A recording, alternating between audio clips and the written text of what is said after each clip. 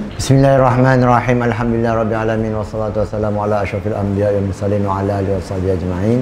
Allahumma ja'alna hadza jaman mawhuma tafarraqana min ba'di tafarruqan ma'suma. Wa sallallahu ala sayyidina Muhammad wa ala alihi washabihi wa barik wa sallam. Alhamdulillah rabbil alamin. Assalamualaikum warahmatullahi taala wabarakatuh. Alhamdulillah, ketemu lagi kita pada sesi yang terakhir untuk siri ini, iaitulah pada muka surat yang ke-14. Kita bicarakan sebelum ini mukhalafatuhu ta'ala lil hawadis, menyalahinya Allah Ta'ala dengan segala yang baru. Antara dalil naklinya iaitulah laisa kamitslihi syai', itulah tidak ada satu pun yang menyerupai dengan Allah SWT.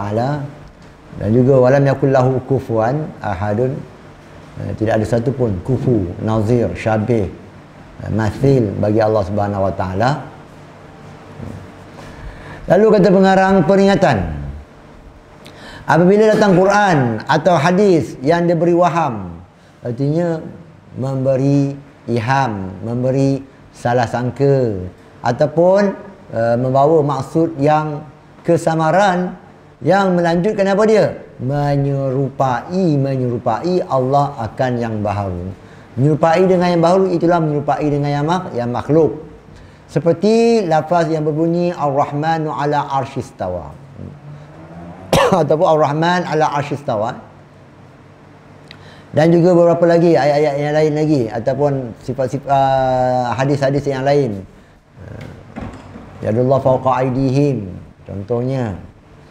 Arti Ar-Rahmanu ala arsyistawa artinya Tuhan yang Rahman, Tuhan yang bernama Rahman, Tuhan yang bersifat dengan Rahman di atas arasy tertinggi.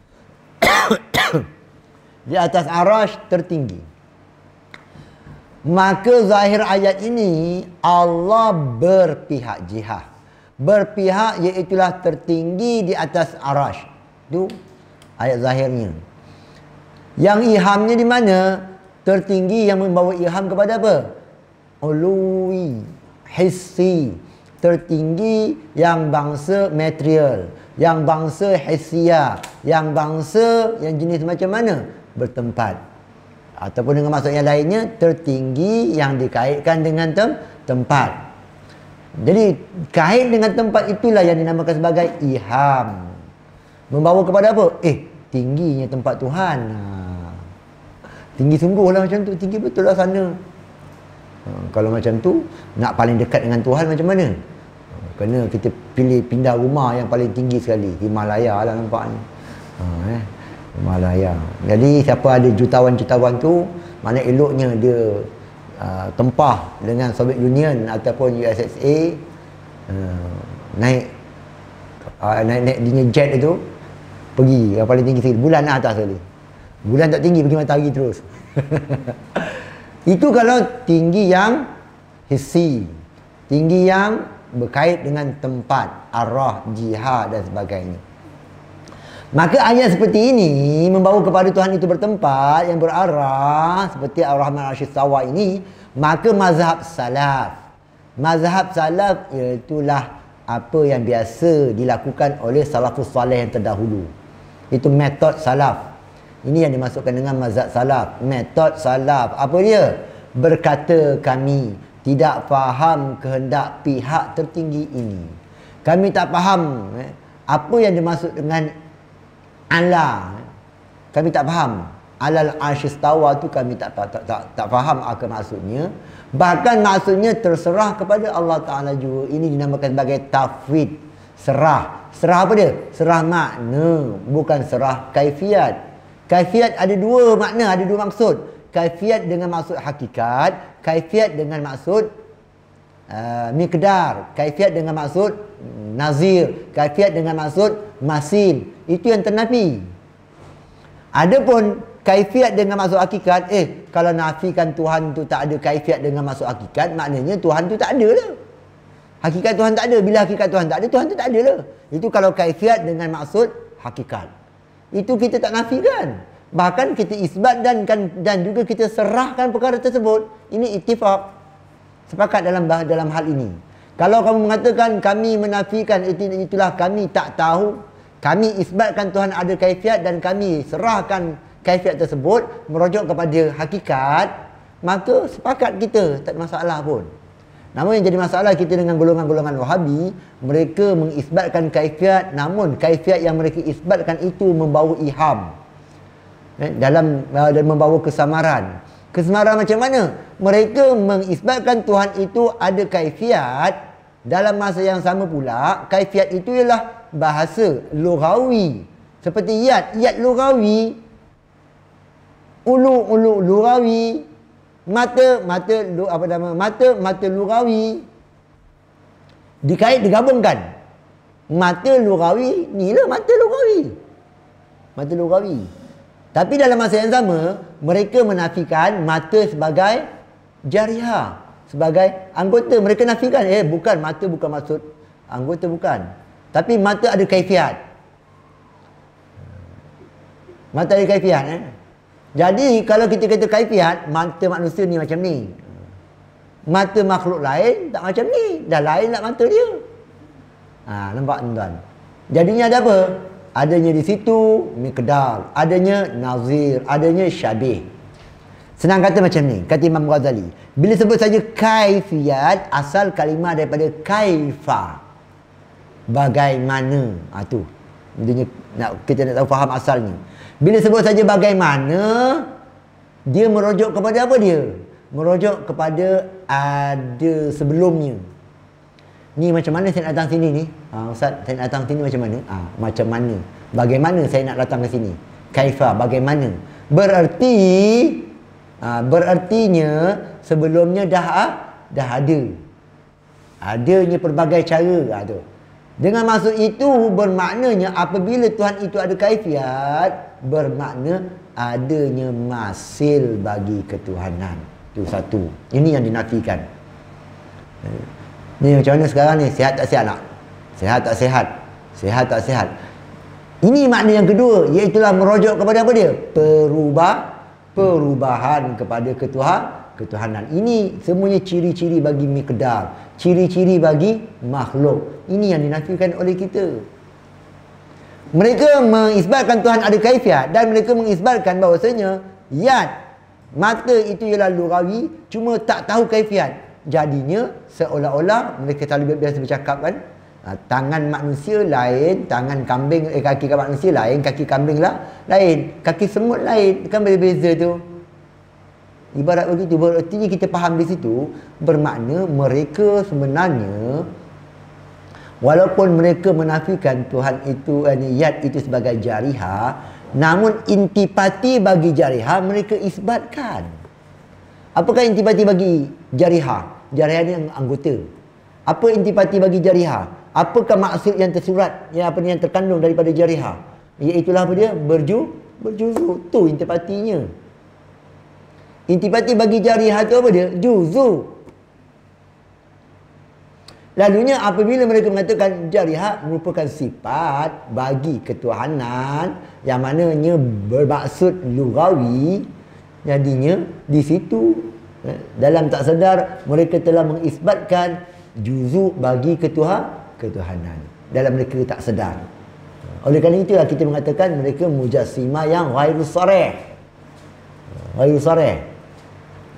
Dalam tak sedar. Kerana apa dalam tak sedar? Mereka menafikan perkara-perkara yang kurang. Tapi dalam tak sedar mereka telah mengisbatkan secara tak lazim, secara tak langsung. Jadinya apabila tangan bermaksud juzu, daripada anggota, ini merupakan perkara yang mustahil bagi ketuhanan. Ini yang dinamakan sebagai menyerupai dengan makhluk. Itu sebab dia kata di sini iham, membawa kesamaran, menyerupai dengan makhluk.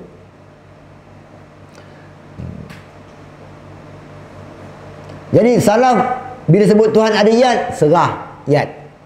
Tuhan itu Tuhan itu ada ain, serahkan ain. Cuma bicara tentang terjemahan pula.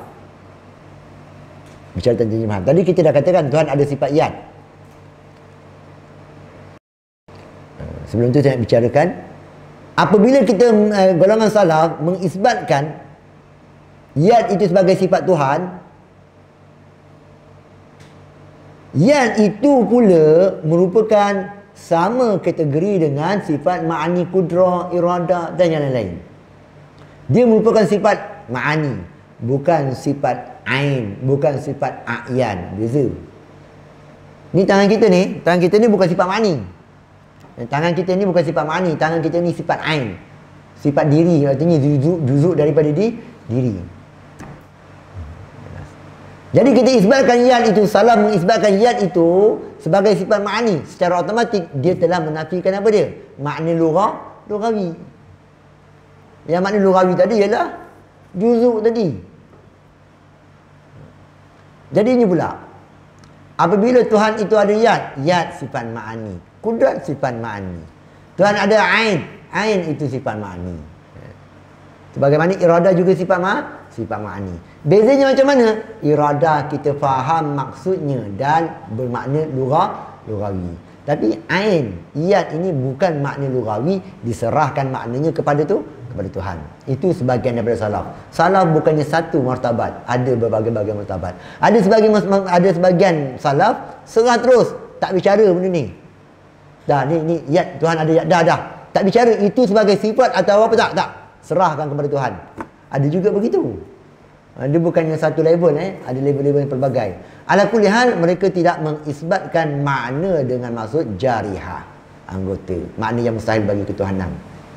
Ini sampai sekarang mereka tak dapat jawab lagi ni, golongan-golongan Wahabi. Apabila mereka mengatakan yad itu ialah diketahuikan akan maknanya, lalu kita tanya kepada mereka, apakah makna yad? Mereka tak jawab sampai sekarang. Yad tu ialah sifat-sifat lah, yad tu sifat. Itu bukan makna yad. Ini jadi masalah, tuan. Dia kata lughawi sekadar memang bahasa, yad tu ialah bahasa lughat, bahasa Arab lah. Terjemah bahasa Melayu tangan. Lalu kita tanya mereka, baiklah, tangan Tuhan. Tangan Tuhan tu apa makna tangan? Tangan tu tangan lah, kata. Sudah. Sedangkan bagi kita, tangan tu apa dia? Tangan itu ialah juzuk tubuh badan bagi manusia yang menjadi alat untuk menggerakkan sesuatu, mengangkat sesuatu. Itu yang kita faham. Itu makna bagi tangan. Kalau yad itu bermakna, yad itu ialah tangan, itu bukan makna, itu terjemah. Ahli bahasa. Kena beza kan? Jadi bila kita minta kepada mereka membawakan makna yad pada bahasa, sampai sekarang mereka tak boleh kemukakan. Ada sebahagian mereka mengatakan yad yang kami maksudkan ialah satu sifat, bukan jarihah. Benda tu betul lah, benda bukan satu sifat. Cuma mereka tidak mampu membawakan sumber daripada bahasa yang mengatakan yad itu ialah sifat. Mereka tak bawakan. Namun dalam kitab apa dia? Tersebut di dalam kitab Barul Muhit, kalau tak silap saya, Barul Muhit. Kalau tak Barul Muhit pun kita Burhan, karya Imam Zarkashi. Imam Zarkashi nukilkan daripada Imam Suhaili, tak silap saya, kitab Nata'ijul Afkar. Lalu dia, tak silap saya, kurun yang ke-6. Dia mengatakan bahawasanya Imam Abu Hasan Al-Asy'ari berpandangan bahawasanya yad tersebut, menurut Imam Abu Hasan Al-Asy'ari, yad itu pada penggunaan bahasa Arab yang awal. Yad itu pada penggunaan bahasa Arab yang awal, ianya merujuk kepada suatu sifat yang mana sifat tersebut merupakan sifat ma'ani nafsaniyah bagi seseorang. Dan sifat ini, kalau untuk lebih dekat fahamnya, bolehlah kita katakan sifat yad ini lebih khusus daripada kudrah kalau manusia. Jadi manusia itu ada sifat kudrah, manusia itu ada sifat yad. Yang maksud yad itu bukan tangan ini, tidak. Yad merujuk kepada suatu sifat lanjutan, sifat khusus bagi kudrah. Sebagaimana ain, bukannya mata, bukannya biji mata, bukan hadaqah tu kan. Ain juga dalam bahasa Arab yang asalnya merujuk kepada ru'yah, merujuk kepada basar. Yang mana ain ini lebih khusus berbanding dengan basar. Dan ta'alluqnya sama, hampir sama makna dia. Iaitulah ta'alluq bagi yad itu ialah ijad. Ta'alluq bagi ain itu ialah inkishaf. Cumanya dalam Al-Quran Allah Ta'ala menjadikan Adam itu dengan tangannya. Tangan di situ merujuk kepada satu sifat yang dinamakan sebagai ain, yang mana ianya lebih khusus daripada kudrah, yang bertakluk menjadikan akan Nabi Adam. Kalau begitu tak ada masalah. Kalau mereka Wahabi, kita kena berlapang dada juga. Jangan kerja kita nak membedal je. Daripada awal lagi kerja kita nak bergaduh, tak elok lah macam tu kan. Kita yang kita akun. Hidup tak lama. Kau bergaduh dah lah, ada benda yang tak betul, kau kata betul, masalah juga. Jadi yang betul kita kata betul. Namun kalau golongan Wahabi mengatakan inilah pandangan saya, lalu kita jawab, yang di sini bererti kamu hanya silap meletakkan catur, natijahnya sama. Apakah caturnya? Kita mengatakan yang yad, ain itu merupakan sifat ma'ani, sifat nafsaniyah, bukannya sifat ain, bukannya sifat a'yan. Namun yang jadi masalah sekarang, Syekh Ibn Taymiyah, dia mengklasifikasikan yad itu sebagai sifat a'yan. Ini jadi masalah. Dia bukan mengatakan yad itu sebagai sifat ma'ani. Ini yang kita kritik. Dalam masa yang sama, Ibn Taymiyah pun sendiri mengatakan, walaupun Imam Abu Hasan Al-Asy'ari mengisbatkan yad, tapi menurut Imam Abu Hasan Al-Asy'ari, yad itu merupakan sifat ma'nawiyah. Penggunaan apa saya kata tadi? Ma'ani merujuk, ma'nawiyah merujuk kepada ma'ani. Jangan salah faham. Jadi Ibn Taymiyah sendiri mengakui yang inilah yang disebut dalam kitab Al-Ibanah tu. Imam Abu Hasan Al-Asy'ari mengisbatkan yad merujuk kepada sifat ma'ani. Jadi golongan Wahabi kalau nak memegang dengan kitab Ibanah, mari kita berbincang apa yang dibicarakan oleh Al-Ibanah. No hal, tak ada masalah, selesai masalah sebenarnya. Tapi sesama mereka dah bergaduh sebenarnya.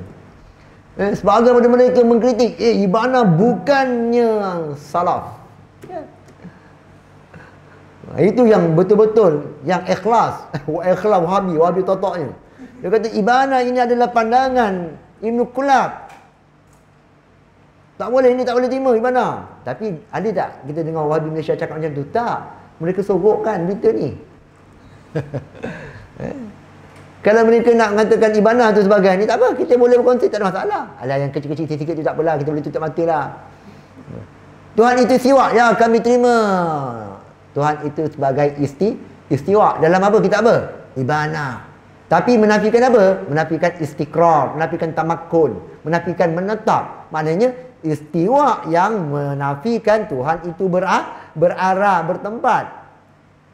Itu memang Imam Abu Hasan Al-Asy'ari pandangan. Itulah juga yang kita pegang.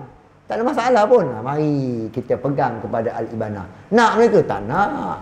Kenapa? Kerana menurut mereka istiwa itu, Allah istiwa itu istiqarah.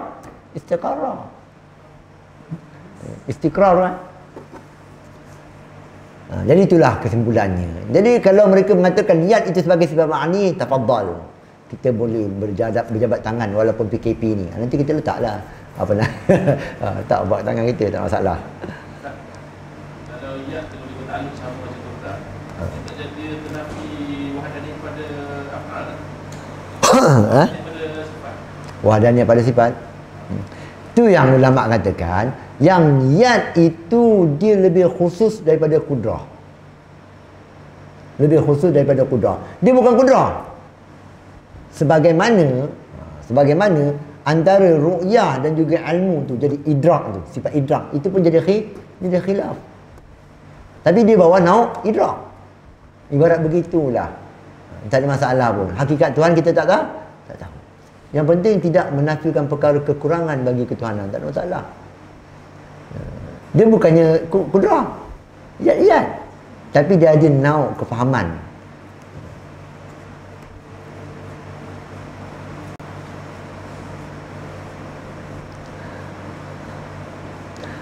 Mengenai istiwa pula, Imam Abu Hasan Al-Asy'ari mengatakan istiwa Tuhan itu ialah sifat perbuatan.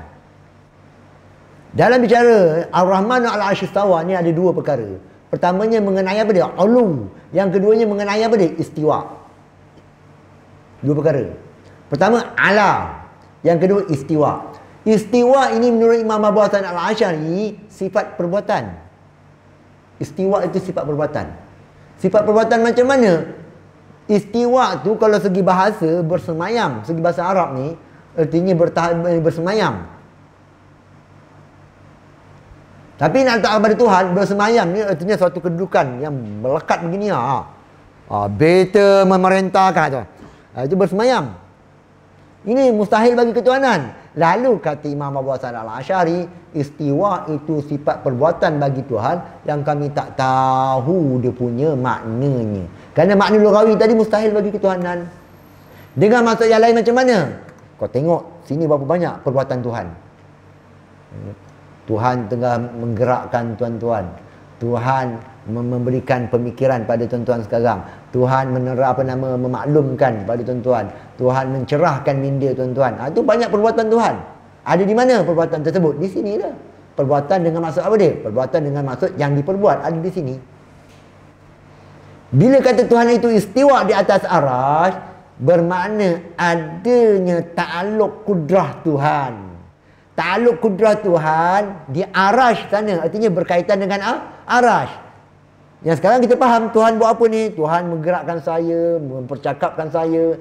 Di arasy sana ada perbuatan Tuhan, artinya ada sesuatu yang Tuhan lakukan di arasy sana, tak tahu kenapa tu. Ini yang dipegang oleh Imam Abu Hasan Al-Asy'ari, iaitulah Tuhan bersifat dengan istiwa. Yang istiwa ini sifat perbuatan. Bila sebut saja sifat perbuatan, ianya baharu. Bila bermaksud baharu, sebelum ada arasy, Tuhan istiwa tak? Tak istiwa. Ianya baharu. Adanya arasy, barulah Tuhan istiwa. Ia sifat perbuatan, tak ada masalah. Tuhan dah cipta belum air? Belum lagi. Tuhan dah bergerakkan kita belum? Belum lagi pada ketika dahulu. Bila Tuhan dah jadikan kita semua, barulah ada perbuatan Tuhan tersebut. Itu istiwa Tuhan di atas arasy. Artinya tak ada arasy, Tuhan tak istiwa dia.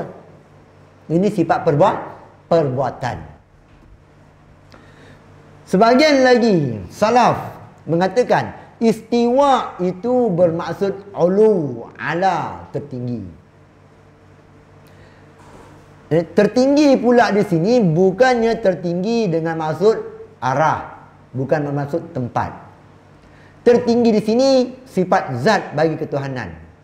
Bila sebut saja sifat zat bagi ketuhanan, ianya qadim, ianya azali. Azali macam mana? Ada arasy ke, tak ada arasy ke, Tuhan tetap tertinggi. Itu kena pegang. Jadi istiwa Tuhan bila sifat zat, ianya qadim, sejak azali lagi. Bererti belum ada arasy, Tuhan dah istiwa, tertinggi dah sejak azali.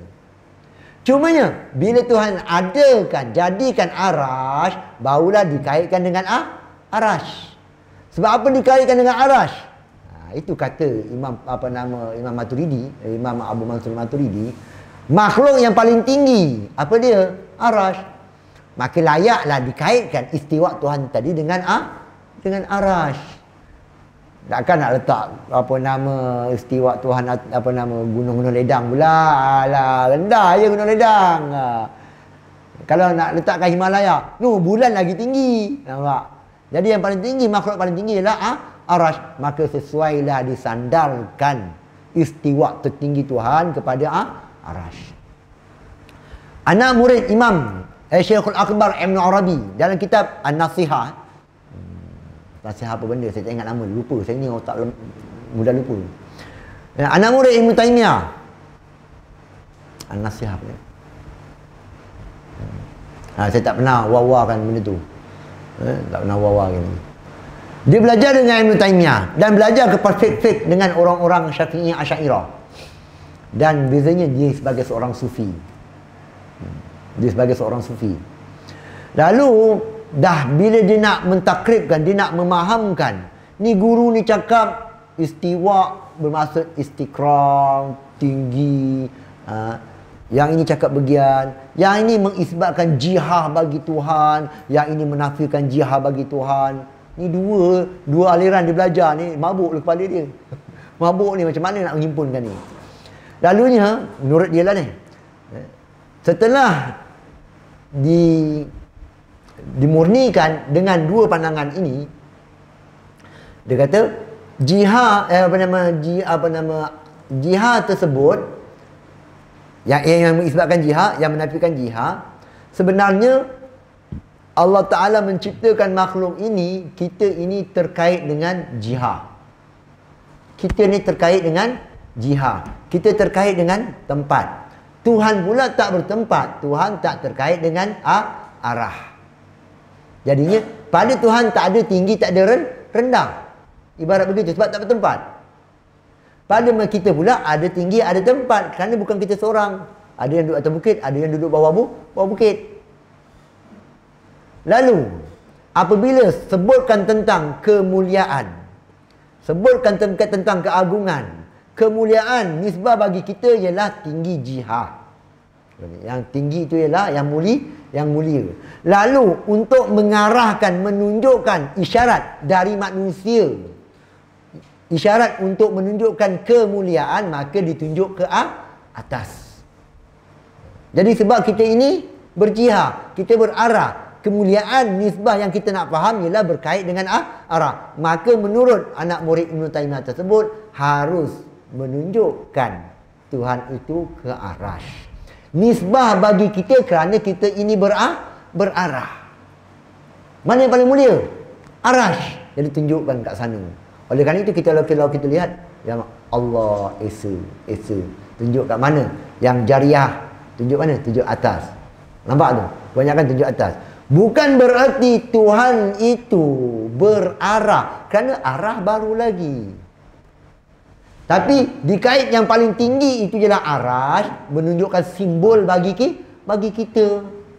Ini satu pendekatan yang dibawakan oleh anak murid Ibn Taymiyah. Nak menunjukkan apa dia? Bahawasanya Tuhan itu tak bertempat. Cumanya ada sebagian mereka menghaluskan, mengisyaratkan itu. Bukan bererti Tuhan berada di atas arash. Cuma sebagai kita ini terikat dengan arah, maka yang layak bagi kita nak tunjukkan kemuliaan ialah tunjuk ke atas, menunjukkan ke arash. Maknanya kalau kita compare juga dengan Imam Abu Mansur Al-Maturidi, sebab apa Allah Ta'ala kaitkan istiwa dengan arash? Kerana yang paling mulia. Jadi tak ada masalah. Ini kalau begitu, ini hanyalah khilaf lafzi. Kalau golongan Wahabi yang berpandangan begini, saya tak ada masalah. Kita tak ada masalah. Tak ada masalah pun sebenarnya. Bahkan dalam sufi pun, itulah manusia ini diciptakan dengan panca indera, diciptakan dengan material untuk memahamkan dalaman kita je. Tu. Sebab adanya apa dia? Syariat sujud. Sujud apa dia? Hinakan tubuh badan kita, tu cara dia untuk fahamkan maknawi. Inilah kehinaan dalaman kita. Tu dia. Oleh kerana itu pensyariatan banyak melibatkan apa dia? Melibatkan material untuk simbolik dalaman, untuk simbolik maknawi.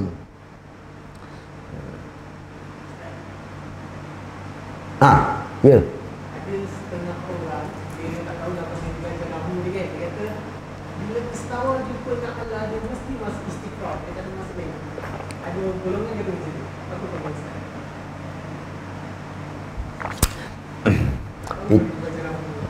Itu nama ijtihad dia. Kalau cakap apalah, nama bahasa. Tu dia nak cakap apalah kan. Itu ijtihad dia. Tapi bila melibatkan dengan dilalah akliyah, situ tenapi apa yang kita kata tadi, tetapi Tuhan itu menetap pada tempat. Tapi kalau mereka sebagai merujuk kepada simbolik, tak ada masalah. Yang jadi masalah mereka menafikan simbolik, mereka menafikan majas. Itu jadi masalah besar. Tapi golongan-golongan sufi, beza antara Ibn Arabi dan juga Ibn Taymiyah. Apakah kekunci dia? Kekuncinya antara majazi dan juga hakiki. Kenyataan-kenyataan dalam Syekhul Akbar Ibn Arabi merupakan simbolik, rumus, merupakan majaz, merupakan isyari, merupakan sebagai analogi. Tapi yang Ibn Taymiyah tak hakiki. Itu bezanya. Jadi memang itulah dasar Ibn Taymiyah, Ibn Arabi. Maka boleh takwil, kita takwil. Kerana itulah yang cara dia, metod dia berbeza dengan Ibn Taymiyah. Ibn Taymiyah hakiki. Walaupun cara tak sedar, Ibn Taymiyah juga sebenarnya dia mentakwilkan pada bab-bab, pada perkara ni beberapa term-term dia. Jadi itulah, itu makna istiwa. Jadi bagi salaf yang mengatakan istawa itu sebagai sifat zat, maknanya qadim, sejak azali lagi. Ada arash ke tak ada arash ke, memang Tuhan itu istawa bermaksud ala. Ala di sini bukan ala hissiyah, tidak. Ala dengan maksud ala yang mutlak, ulu yang mutlak.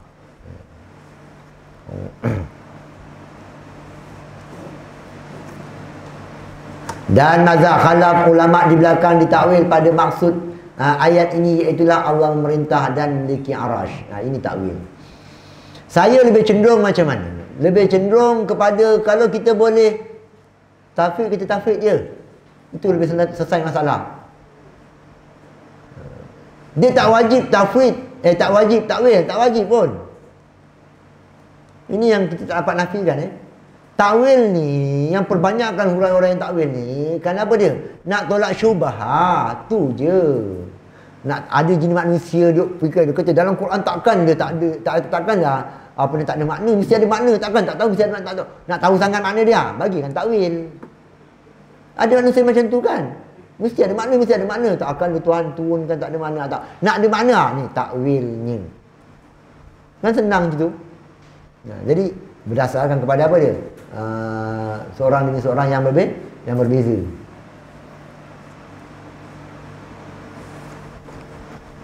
Kelima, ini bicara takwil dan juga tafwid. Seterusnya kelima, qiyamuhu binafsi. Sifat salbiah lagi. Berdiri Allah dengan sendiri, artinya Allah ada Allah sendirinya baginya. Dua makna. Pertama, tidak berkehendak Allah kepada zat yang menumpang ia padanya, seperti menumpang warna pada umpama kain. Kedua, tidak berkehendak kepada yang menjadikan dia, bahkan Allah lah yang menjadi akan sekalian perkara. Dan bukanlah maksudnya Allah bangun berdiri betul sendiri dengan tak ada yang mengangkatkan dia, seperti yang bersegera pada faham. Dan mustahil lawannya, iaitulah Allah berkehendak kepada zat yang menumpang padanya, atau berkehendak kepada yang menjadikan dia. Jadinya yang keempat, yang berikutnya itulah qiyamuhu ta'ala binafsi. Qiyam bermaksud apa dia? Qawam. Yang kita bicara tentang apa dia? Zat ialah maqama binafsihi, sifat ialah maqama bighairihi. Ini punca dia. Jadinya qiyam Allah Ta'ala, qiyam itu bersendiri ada dua makna. Pertama, qiyam dengan maksud tidak dijadikan. Qiyam, kewujudan Tuhan itu tidak dijadikan. Maksud yang kedua, qiyam ialah Tuhan tak berhajat kepada yang lain untuk keberadaan diri dia. Ini merujukkan bahawasanya Tuhan itu ialah zat. Dua makna. Imam Ghazali huraikan dalam kitab apa dia? Al-Maqsadul Asna fil Asma'il Husna. Mengenai apa dia? Wal Hayyul Qayyum. Qayyum tu. Cukup ringkas dia bawakan. Saya tak nak urai sini masa kita terhad.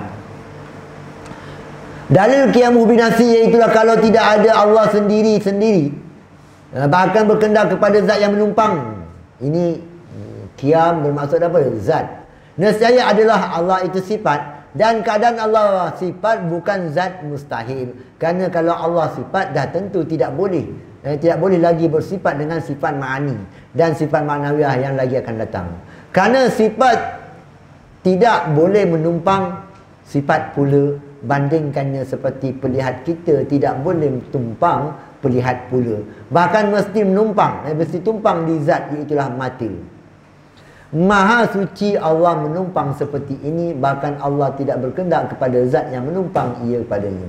Atau kalau Allah berkehendak kepada yang menjadikan dia, ini maksud kedua. Maksud yang pertama iaitulah qiyam Allah Ta'ala itu bererti Allah Ta'ala itu ialah zat. Lalu kita katakan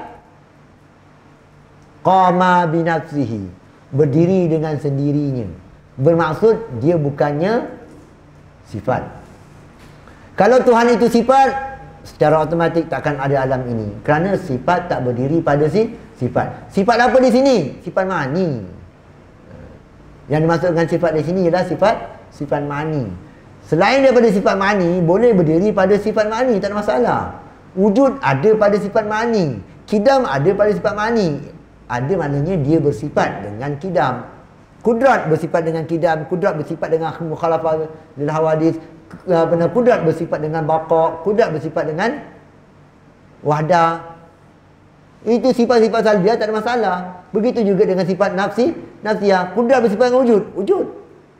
Sebagaimana zat bersifat dengan wujud, tak ada masalah. Yang bicara di sini ialah sifat ma'ani menjadi sifat ma'ani yang lain. Ataupun kita kata putih tak boleh menumpang pada putih kalau makhluk. Putih tak boleh menumpang pada putih. Yang boleh menumpangnya apa dia? Yang boleh menempelnya apa dia? Cat, tepek, cat. Itu bukannya zat, itu jirim, itu zat. Itu bukannya sifat. Yang warna tu bukan sifat. Yang warna yang dimasukkan di situ apa dia? Yang dimasuk dengan apa nama zat itu ialah cat. Cat tu jirim. Warna tu sifat. Jirim boleh menempel pada jirim, tak ada masalah. Tampal. Tapi warna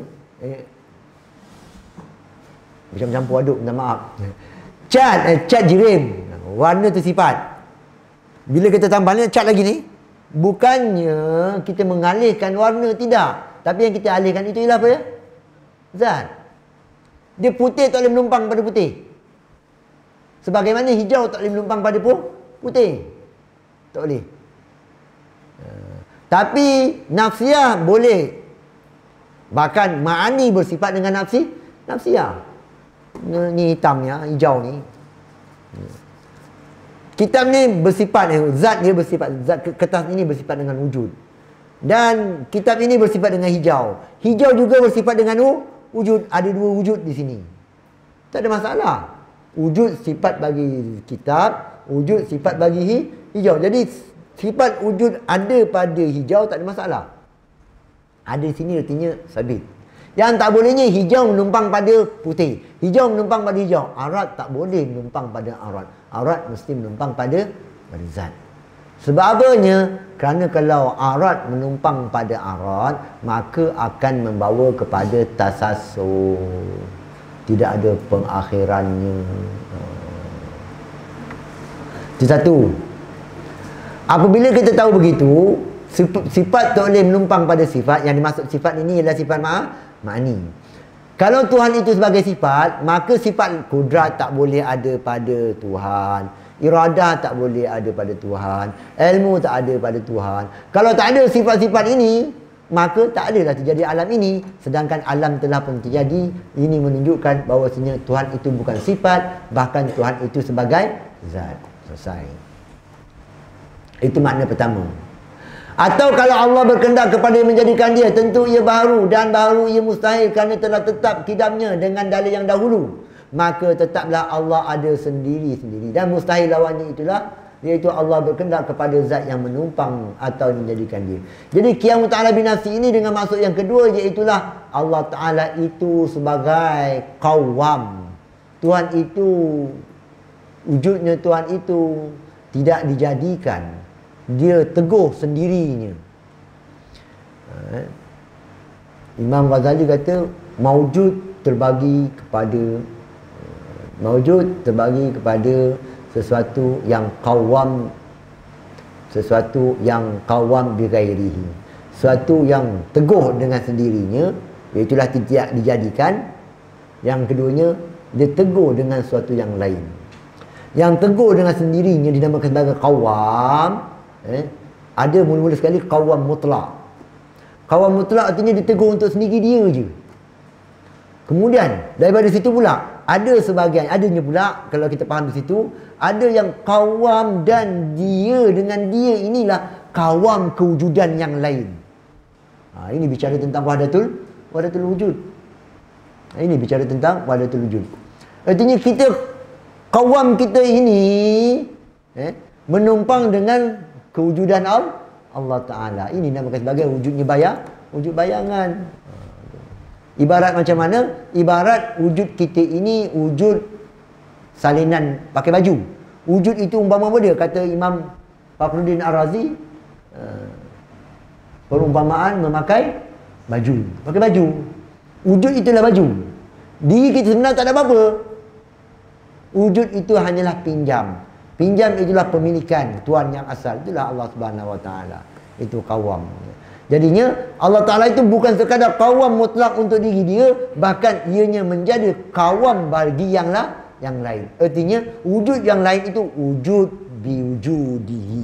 Wujud yang lain itu dengan kaitan wujud diri dia.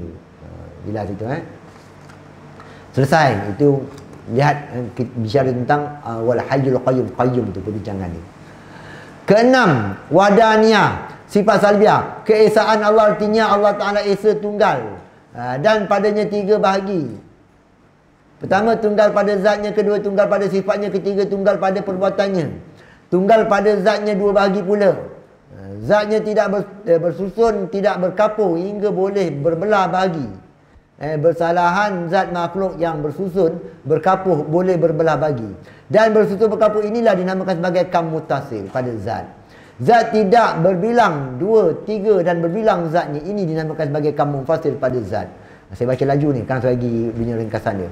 Dan wajib bagi Allah tunggal pada zatnya, tenapilah erti tak ada lah pada Tuhan dua kam itu, yakni kam mutasil atau kam munfasil pada zatnya itu. Ditunggal pada sifatnya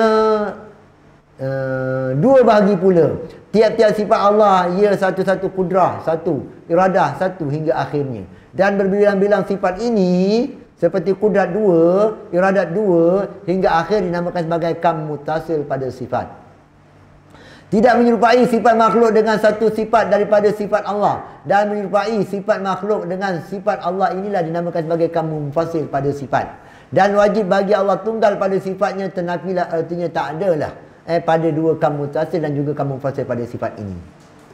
Jadinya tuan-tuan, apabila kita membicarakan tentang wahdaniyah, ini kekunci dia. Ingat sampai bila-bila.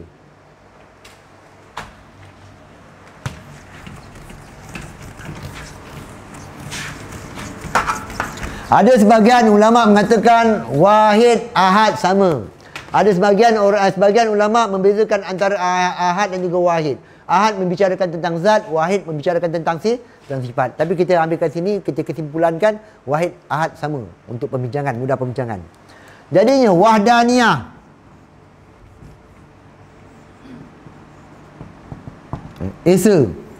Esa menafikan apa dia? Esa pada zat, esa pada sifat, esa pada perbuatan. Zat, sifat, perbuatan. Af'al namanya. Kuncinya. Ketiga-tiga ni sebenarnya merujuk membicarakan tentang apa dia? Membicarakan tentang apa? Menafikan kamiyah. Menafikan kamiyah secara umum. Artinya apa dia? Dia menafikan kamiyah. Kamiyah. Sama ada secara hakiki ataupun makna majazi. Ulang sekali lagi. Sama ada kamiyah bermaksud majazi ataupun bermaksud hakiki. Kamiyah ini jadi apabila kita kata esa, ada kalanya merujuk pada diri, iktibar Tuhan itu sendiri. Ada kalanya iktibar kepada yang luaran. Iktibar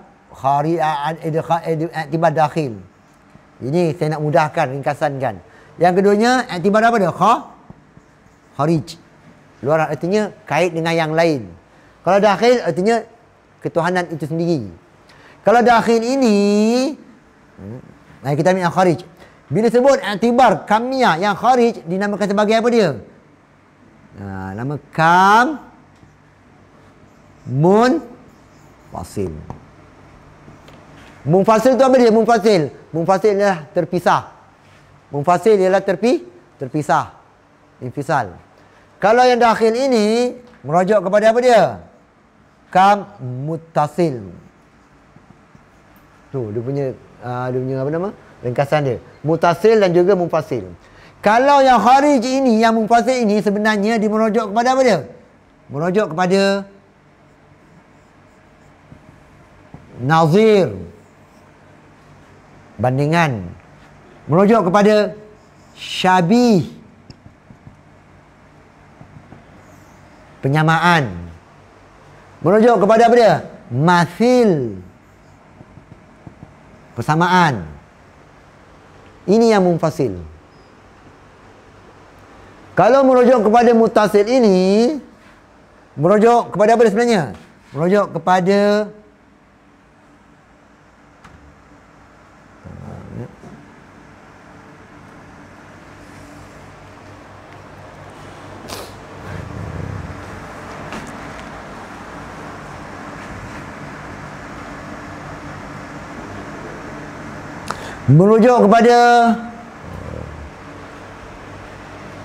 tapi ingat dia tenggelam sekejap.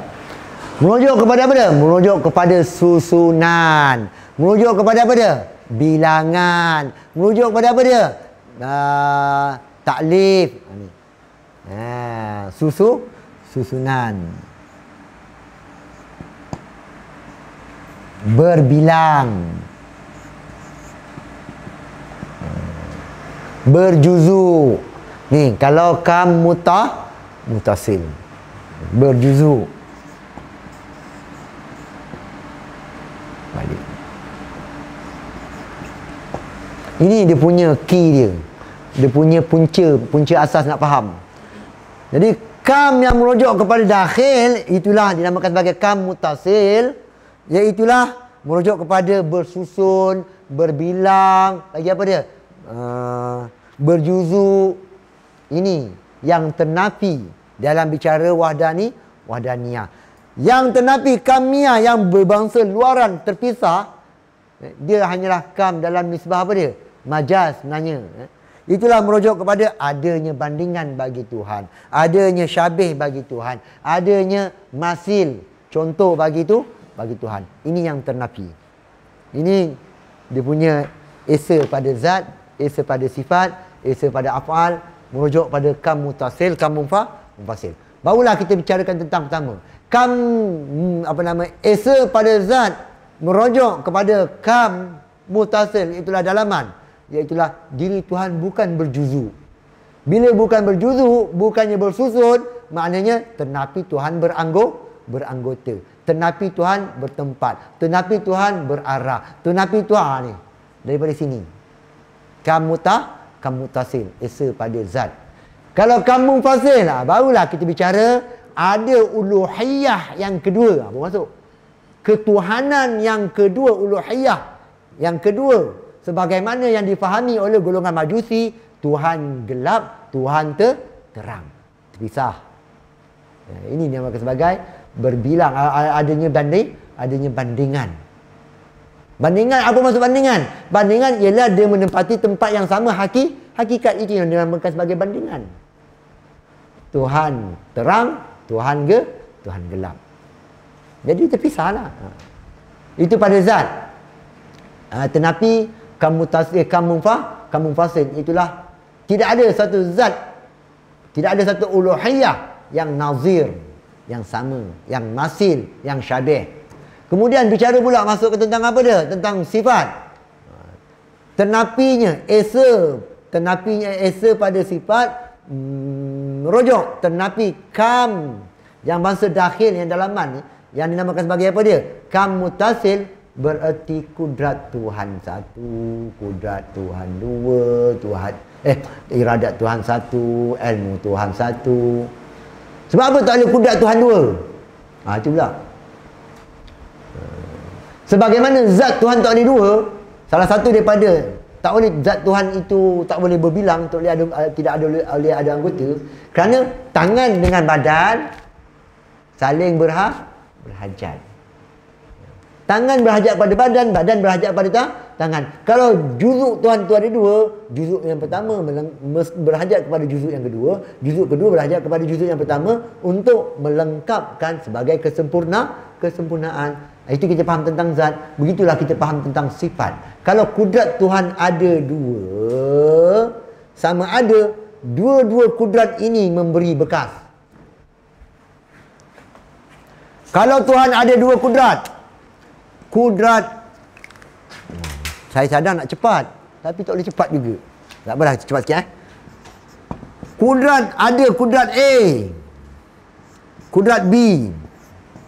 Ini bumi. Ini kudrat Tuhan ni.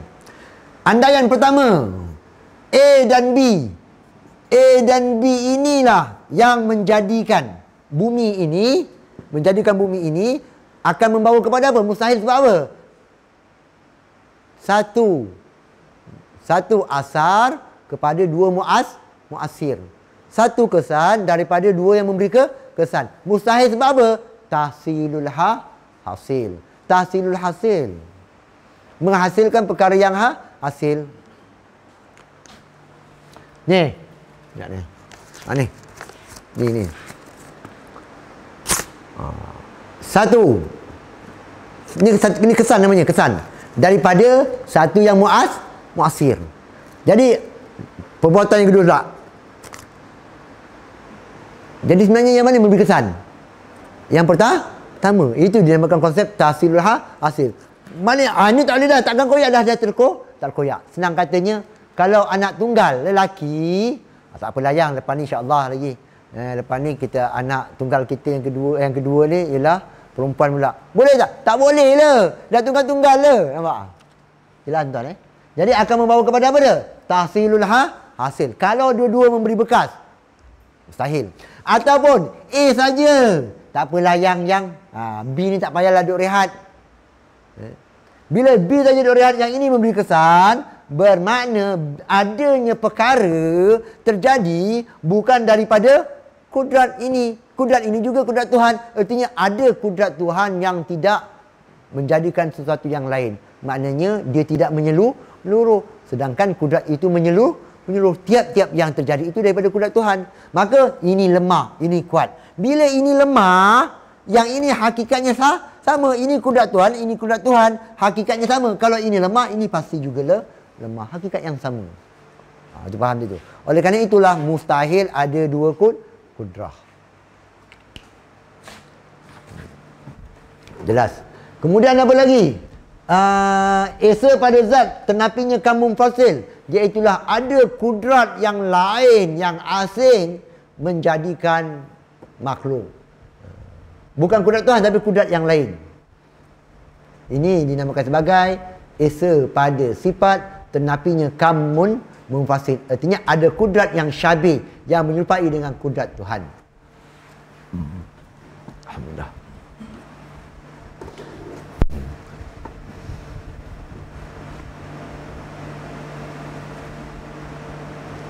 Sekarang ni kes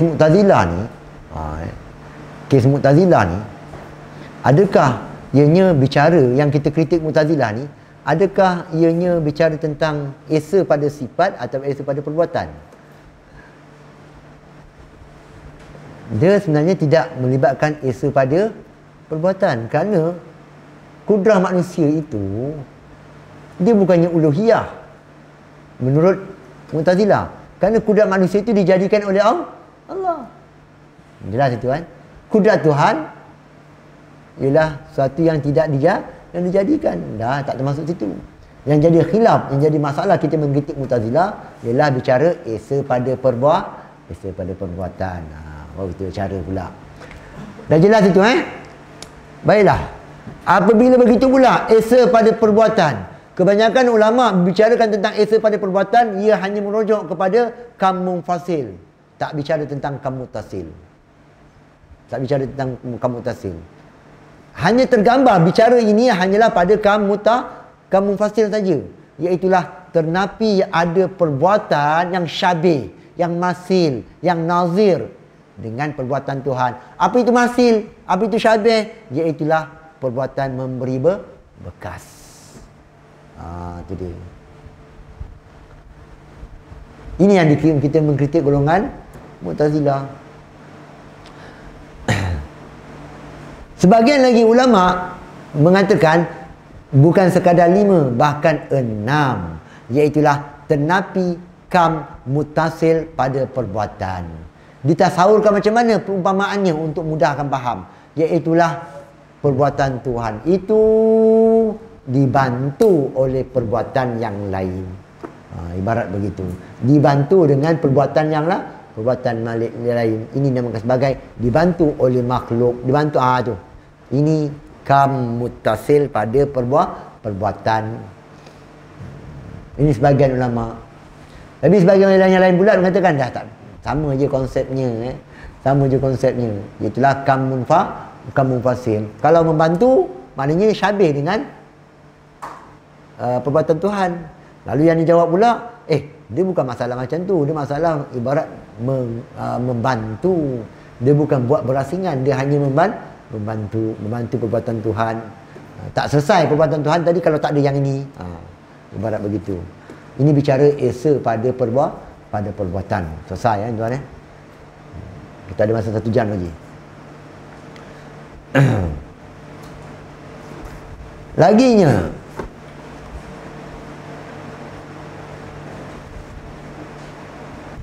tunggal pada perbuatan 2 bahagi pula. Jadi kalau faridah dibawa ke 6. Sebagai kitab 5. Kebiasaan kita bawa 5 Yang ni faridah dibawa 6, parti faridah pun 6. Iaitulah perbuatan Allah tidak bersekutu, tidak bermuafakat bermuafakat dengan yang lain daripada makhluknya, dan bersekutunya dengan yang lain yang dinamakan kam mutasil pada perbuatan. Dengar sini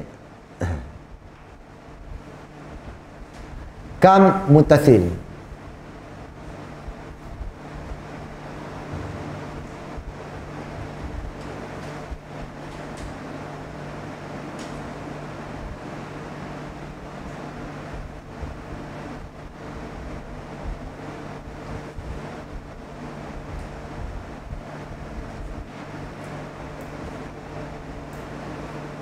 Dia kalau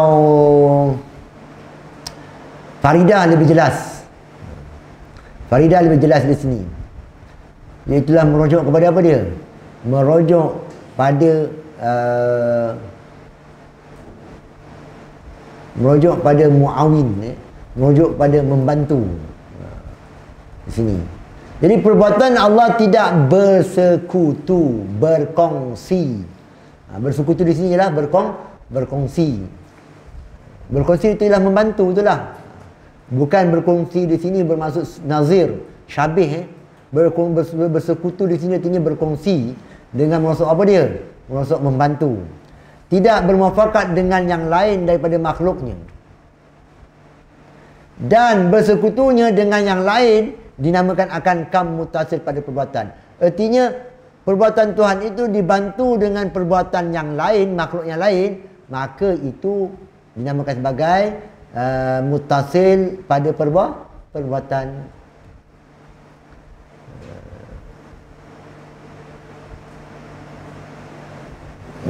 Yang nazir ni dia punya kekunci dia apa dia? Ni yang dia kata selalu syarik tu. Ni nazir ni sepatutnya. Nazir masir apa semua dia makan sebagai syarik. Kalau yang ini artinya merujuk kepada membantu. Yang kedua, perbuatan Allah atas jalan mengada dan tak ada bagi yang lainnya daripada makhluk satu perbuatan yang atas jalan mengada, bahkan jalan ikhtiar dan usaha juga. Dengan makna maksud yang lain, sebenarnya tak ada satu perbuatan yang hakiki pun. Sebenarnya semuanya adalah perbuatan Allah. Apa yang dimaksudkan dengan perbuatan hakiki? Perbuatan hakiki ialah mengadakan, meniadakan tu perbuatan. Kalau sebut perbuatan sebenar ialah mengadakan. Mana ada yang selain pada Tuhan yang mengadakan? Semuanya Allah Ta'ala yang adakan. Jadinya perbuatan itu hanyalah Allah sahaja, tak ada yang lain daripada itu.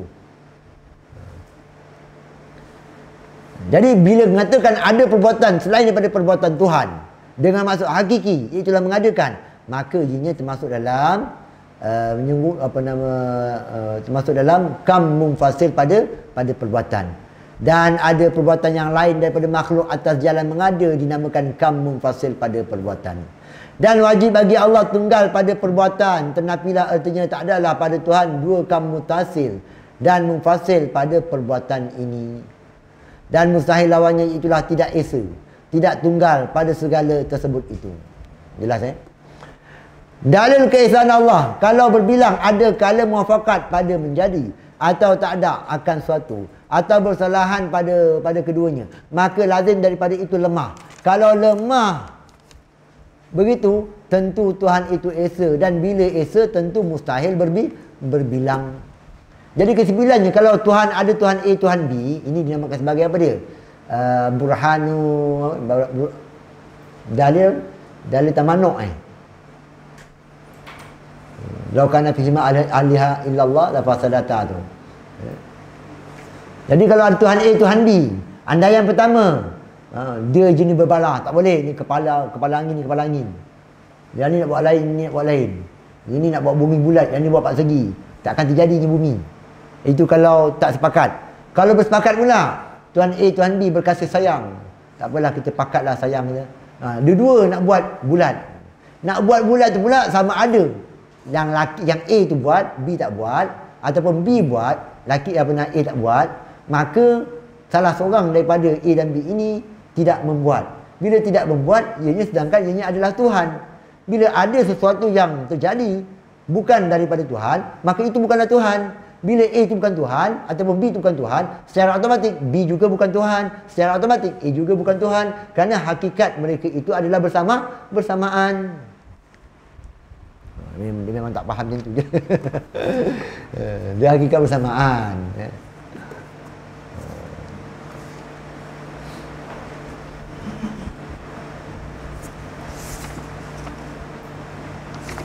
Inilah tuan-tuan. Sebab sekejap lagi kita nak buka soal jawab dah. Pukul 3.30 buka soal jawab. Pukul 4 kita berhenti. Betul tuan-tuan Boleh? Setuju? 3.30 kita buka soalan. Kita bincang lebih kurang. Pukul 4 kita berhenti. Kita tengok dah letih ramai ni. Panas-panas otak. Buat panas otak ada. Baru ini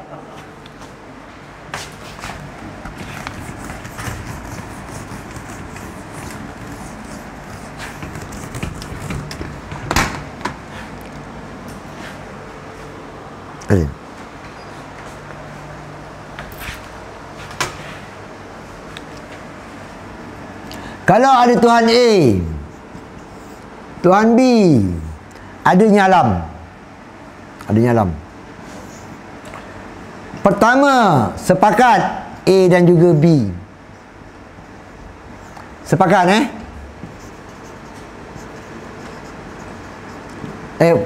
pertama tak sepakat. Tidak sepakat. Bila tak sepakat, bumi ni tak terjadi. Yang ni buat bulat, yang ini nak bulat, yang ini nak persegi. Automatik. Dia dua Tuhan, dia dua beri berkesan, tak akan terjadi di bumi. Itu andaian yang pertama. Andaian yang kedua pula, sepakat. Yang sepakat ni pula ada ihtimal. Ihtimal macam mana? Hanya A saja ataupun B saja yang membuat. Kalau A yang membuat, B tak buat, maka bumi ini dijadikan oleh A, tidak dijadikan oleh B. Tak dijadikan oleh B. Bila A dan B ini dia uluhiyah, ketuhanan, maknanya hakikatnya sama. Ni Tuhan, ni Tuhan. Apa maksudnya hakikatnya sama macam mana? Dia boleh menempati tempat ini, yang ini boleh menempati tempat ini. Itu hakikatnya sama. Baiklah, kalau bulat ini dijadikan oleh A, tidak dijadikan oleh B, maknanya adanya sesuatu kejadian yang bukan melibatkan B. Bila ada sesuatu kejadian yang tidak dijadikan oleh B, maka B ini bukan Tuhan. Bila B ini bukan Tuhan dan B ini dengan A ini sama hakikatnya, secara automatik A ini juga bukan Tuhan. Ini yang dinamakan sebagai perkara yang mustahil. Ataupun kita kata apa dia? Sepakat. Bicarakan tadi pula. Tak apalah. Dua-dua A dan juga B yang menjadikan apa dia? Menjadikan bulat bumi tadi. Bila dua-dua menjadikan bulat bumi tadi, sama ada serentak. Mustahil. Sebab apa mustahil? Satu kesan mesti daripada satu muasir. Tak boleh satu kesan daripada dua yang memberi kesan. Mustahil. Ataupun dia buat dulu, ni buat kemudian. Tak apalah, abang potong kek dulu, kemudian yang buat. Tak boleh, dinamakan sebagai tahsilul hasil. Jadi kesimpulannya semuanya mustahil. Tengok, bicara tentang apa dia? Persamaan hakikat. Contoh lagi, persamaan hakikat.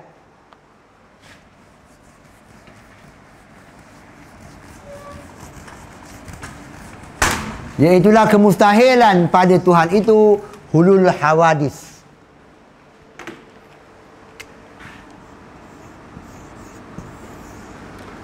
Zat Allah Ta'ala. Antara perkara yang kita kena tahu, bahawasanya mustahillah pada diri Tuhan. Ini sebagai simbolik tuan-tuan. Mustahil pada diri Tuhan adanya sesuatu perkara yang baharu. Konsep asalnya macam mana? Tiap-tiap yang ada pada Tuhan mestilah dinamakan sebagai sifat. Yang berkaitan, yang ada pada Tuhan itu dinamakan sebagai sifat umum. Yang qaim bizati ta'ala dinamakan sebagai sifat. Seandainya ada pada Tuhan satu sifat sebelumnya tak ada, kemudian baru ada, seperti apa dia? Adanya huruf. Seperti golongan Wahabi mengatakan Tuhan itu berkata-kata. Huruf tu ialah baharu. Ketika Tuhan berkata-kata, adanya huruf pada diri Tuhan. Contoh. Jadinya, seandainya pada diri Tuhan ada satu sifat yang baharu, sedangkan sifat dua, tiga, empat, lima, enam, sampai habis. Hakikat antara sifat dengan sifat, hakikatnya sama.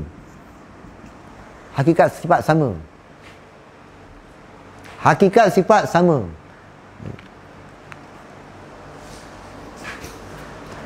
Seandainya ada satu sahaja yang baharu,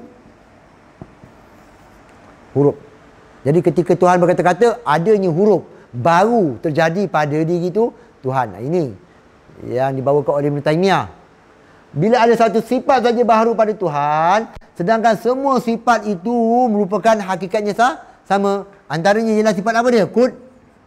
Kudrat. Apa lagi? Hayah. Hakikat sifat itu perkara yang sama. Nafsiyah dia sama. Apakah nafsiyah dia? Nafsiyah ni antara dengan sifat ni mesti sama. Itu hakikat dia. Putih kita ni, kulit kita ni, dengan rambut kita ni, nafsiyah dia sama. Apa nafsiyah dia? Dia menumpang pada zat, betul? Putih juga menumpang pada zat. Rambut ni, hitam ni, dia bergerak dengan sebab bergeraknya zat. Putih juga bergerak dengan sebab bergeraknya zat. Mengambil ruang kita itu bergerak dengan sebab bergerak zat. Kerasnya, keras itu bergerak dengan sebab bergeraknya zat. Itu antara nafsiyahnya. Artinya nafsiyahnya mesti sama. Kalau huruf ini baharu, sedangkan ianya nafsiyahnya bersamaan, maka yang ini baharu secara automatik, ini juga baru. Kita padam. Mana ni baru lagi ni? Kalau huruf ni baru, maknanya dia dimulai dengan tiada. Hakikatnya pun sama.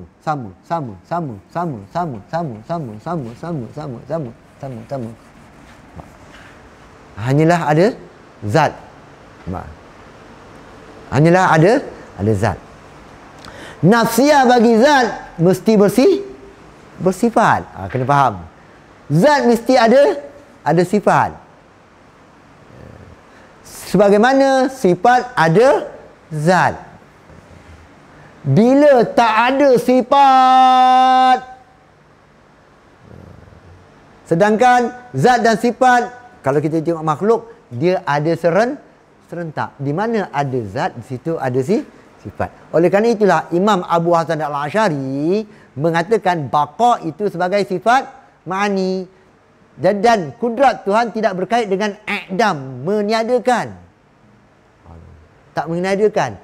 Cuma macam mana? Tuhan tidak menjadikan baharu ataupun Tuhan tidak memperbaharukan sifat baqa bagi jiran kita, secara automatik lupus semua. Jelas. Itu yang dikatakan kudrat tidak berkait dengan menjadikan. Menurut Imam Abu Hasan Al-Asy'ari, itu kena faham itu. Jadinya, apabila hanya adalah zat saja, ini yang perkara mustahil. Jadinya, bila konsepnya, kalaulah sifat itu baharu dan sedangkan zat dan juga sifat dia seiring. Kalau sifat ini baharu, apa yang jadi? Dia seiring. Zat juga baharu. Jelas itu. Oleh kerana itulah mustahil pada Tuhan itu ada perkara baharu, kerana akan membawa kepada apa dia? Zat Tuhan juga baharu. Itu cara tadi saya bawa tadi. Kerana hakikat sifat itu bersamaan. Jadi kalau itu baharu, kudrat pun baharu lah. Ini baharu. Bila semua baharu, tak ada zat kecuali dengan sifat. Menunjukkan zat dan sifat seiring. Kalau sifat baharu, zat juga baharu. Oleh kerana itulah kita mengatakan mustahil adanya perkara baharu pada ketuhanan. Ada soalan sikit? Ada? Cik Ridwan, habis dah? Dah tak ada soalan dah? Ke dah waktu sekarang, waktu memang Bismillahirrahmanirrahim.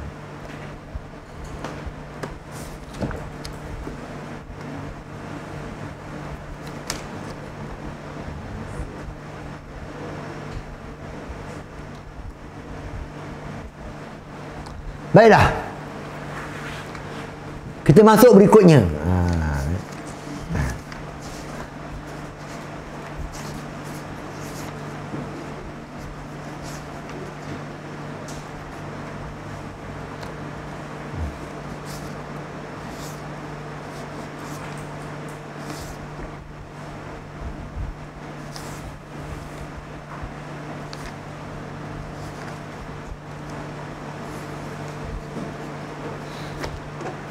Dan kita masa dah pendek. Sebagaimana saya dah janjikan, sebelum kita nak bicarakan tentang apa dia, ma'ani dan juga ma'nawiyah, dan kita dah lepas mengenai nafsiyah dan juga salbiyah. Iaitulah saya dah bicarakan bagaimana kita membezakan kategori-kategori sifat tersebut. Sebelum nak bicarakan kategori-kategori sifat tersebut, kita kena tahu pembahagian wujud. Barulah kita nampak ni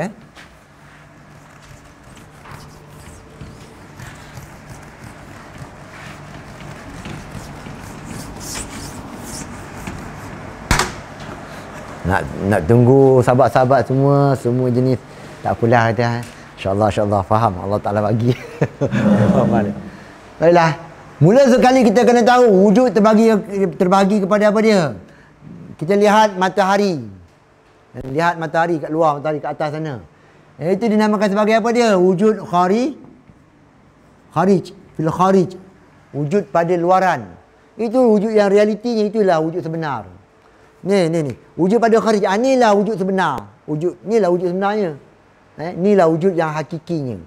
Kemudian, bila saya lihat ni, kemudian terfikir dalam minda saya. Sekarang ni semalam dah tengok matahari ni, saya terfikir dalam minda saya. Itu dinamakan sebagai wujud fil zihni. Pada zihin, pada minda, pada pemikiran. Kemudian saya pun sebut.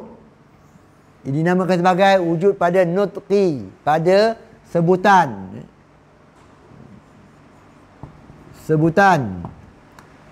Ataupun fi nutqi, fi qira'ah. Tak kisahlah tu. Kemudian saya tulis pula, wujud pada tulisan. Kata Imam Ghazali, Seperti apa dia? Matahari, seperti api. Itulah di luaran tu. Itulah sifat dia panas, memanaskan tu kat luaran tu. Itulah yang wujud hakiki. Kemudian kita masuk dalam minda kita, terfikirkan tentang api. Otak kita tak terbakar. Kita fikir tentang matahari, kepala kita tak pecah. Otak kita kecil je tak pecah. Ini yang dimasukkan dengan yang luaran itu bukannya di dalaman. Kalau di luaran itu ialah dalaman, yang luaran tadi memanaskan, secara otomatik yang dalam juga memanaskan. Fikir api, meletup. Sebab api terbakar bibir. Tulis, habis hangus. Ini menunjukkan wujud hakiki yang pastinya dua ini wujud pada sebutan, wujud pada penulisan, bukan wujud sebenar, hanyalah majazi. Ini tolak tepi, bukan perbincangan kita. Yang tinggal dua sekarang, wujud di luaran dan juga wujud dalam minda. Golongan falasifah mengatakan dua-dua ini adalah wujud yang hakiki. Falasifah mengatakan wujud khariji, wujud zihin, wujud yang hakiki. Biarkan para falasifah. Kita bicara tentang ilmu kalam pula. Ulama mutakalimin mengatakan wujud hakiki itu ialah yang ini, yang khariji ni. Yang khariji inilah wujud yang hakiki. Yang ini bukan. Selesai Ni ilmu kalam. Kalau ahli falsafah, dia kata wujud hakiki itu ialah pada kharij dan juga pada zihin. Itu perbincangan lain. Saya tak nak bincangkan. Dah faham gini? Kemudian, apabila kita dah tahu dah empat kewujudan ini, barulah kita kena bezakan.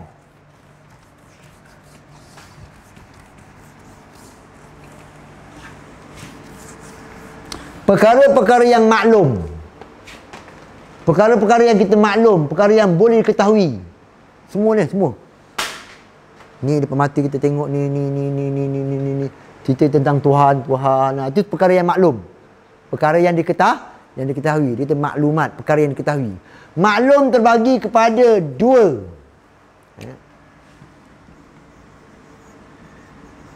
Maklum terbagi kepada dua secara umumnya. Pertama, dinamakan sebagai perkara yang wujud. Ataupun dinamakan sebagai wujudiyah. Perkara yang ada sungguh, ada di luar ada ni. Yang keduanya, iaitulah perkara yang adam. Tak ada. Maklum. Ni kategori apa? Ada. Ni kategori apa? Kategori tak ada.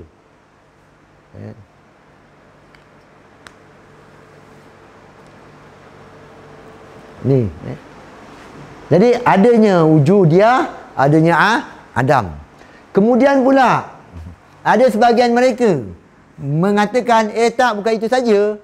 Ada perkara yang manzilah. Ada perkara yang menengahi antara ada dan juga tiada. Dinamakan sebagai hal. Jadi hal tu apa dia? Hal perkara yang menengahi antara ada dan juga tiada. Nanti barulah kita nampak pecah dia nanti. Dan ada yang perkara dah macam tak ada dah. Itu dinamakan sebagai apa dia? Amrun iktibariyun. Amrun iktibari. Jadi ada berapa sekarang? 1, 2, 3, 4. Jadi kita nak tahu apa perbezaannya sekarang antara keempat-empat perkara ni.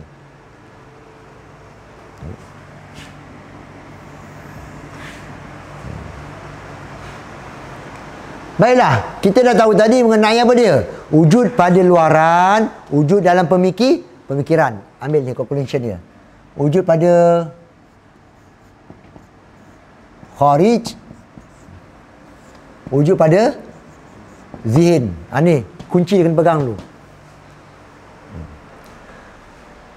Sesuatu yang wujudiyah ialah sesuatu yang ia ada pada kharij.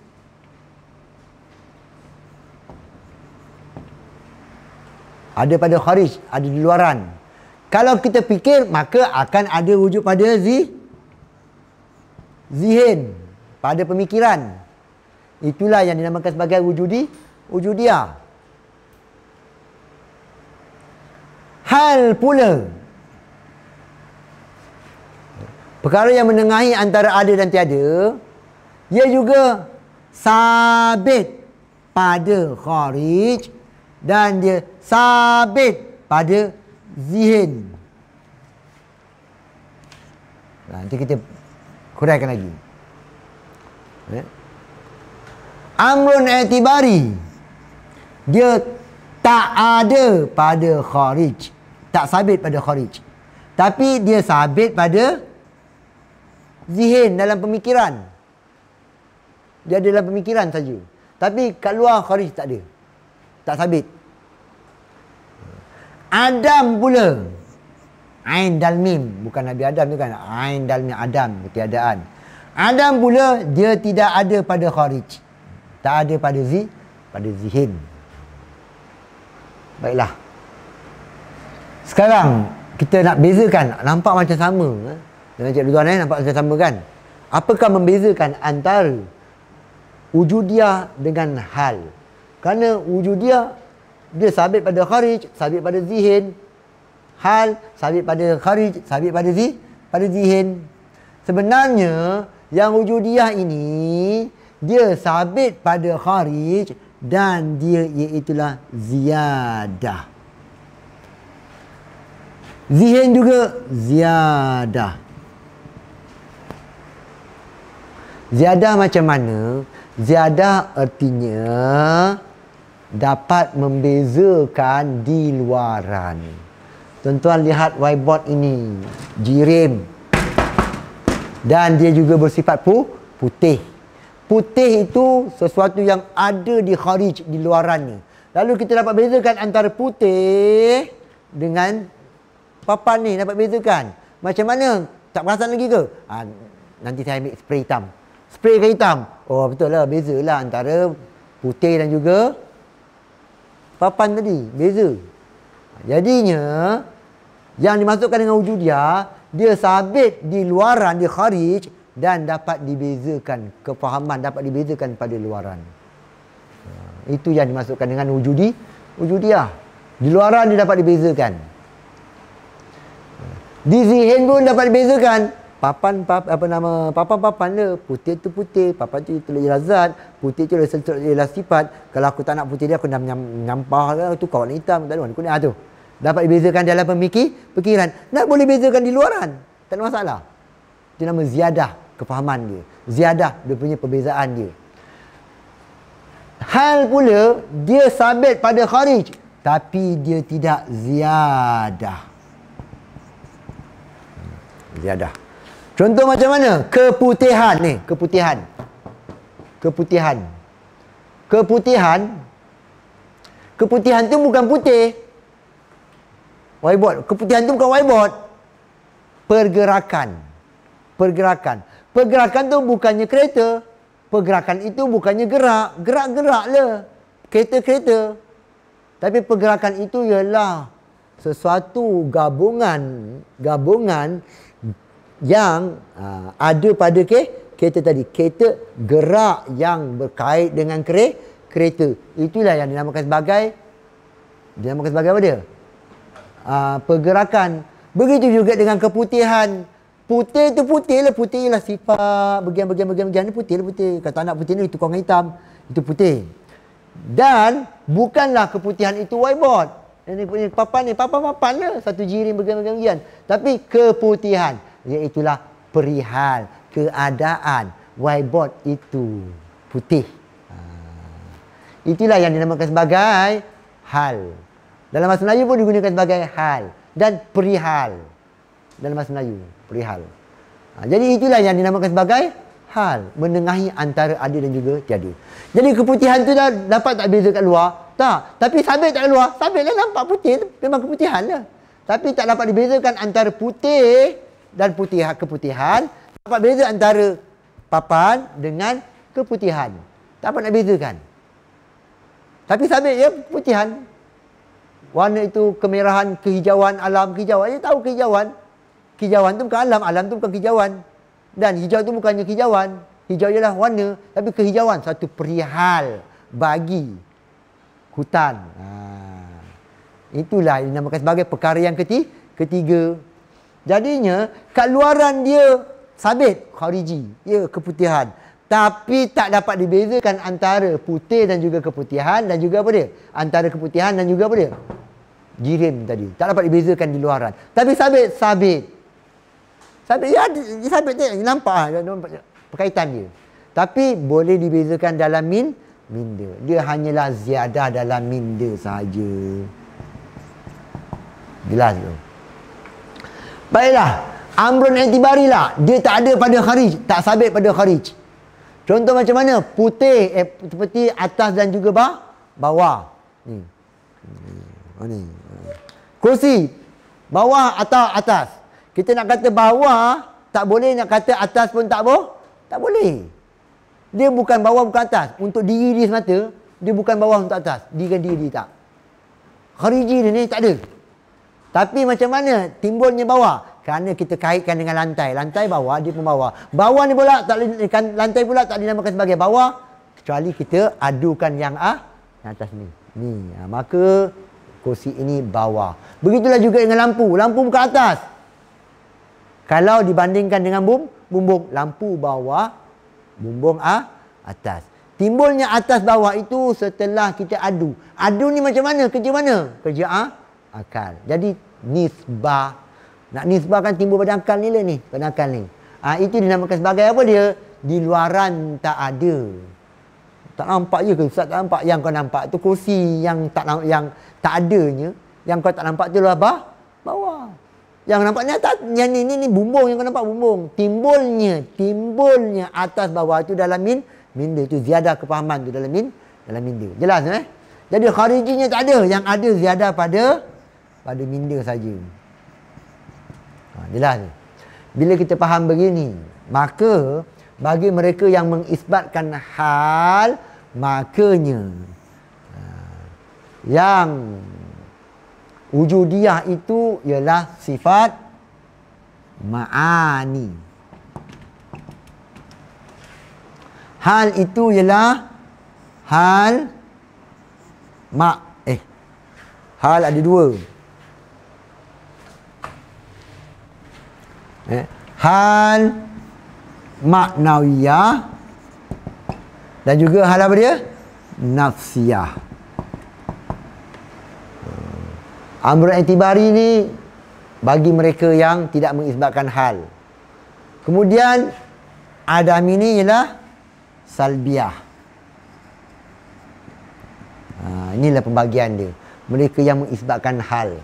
Jadi ma'ani ada 7, maknawiyah ada 7, nafsiyah 1, salbiah 5. Jelas tu. Kalau mereka yang menafikan hal, maka nafsiyah ini masuk dalam amrun i'tibari. Kalau mereka tidak mentakwilkan kenyataan Imam Abu Hasan Al-Asy'ari, wujud itu sebagai diri zat. Kalau mereka tak takwil. Kalau mereka takwilkan. Kalau mereka mengikut dengan pandangan Imam Abu Hasan Al-Asy'ari, wujud ialah diri zat, maka ianya bukan amrun i'tibari. Maka ada berapa? Ma'ani, maknawiyah tak ada. Nafsiyah ni wujud tu bukan apa dia? Bukan sifat. Yang ada adalah ma'ani dan juga salbiyah. Salbiyah 5. Tapi Imam Hasan Al-Asy'ari salbiyah bukannya 5. Salbiyah 6. Termasuk apa dia? Salbiyah bukan 5. Salbiyah 4 lah. Tolak bakok. Bakok ma'ani jadi berapa sini? 8 ma'ani. Bakok. Yang ini jadi apa? Jadi 4.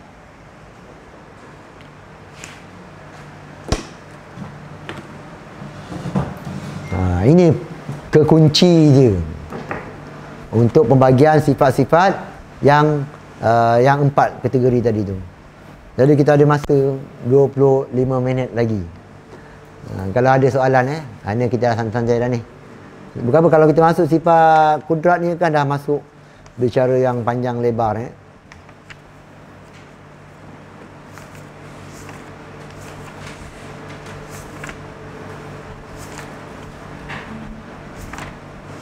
Ada soalan tuan?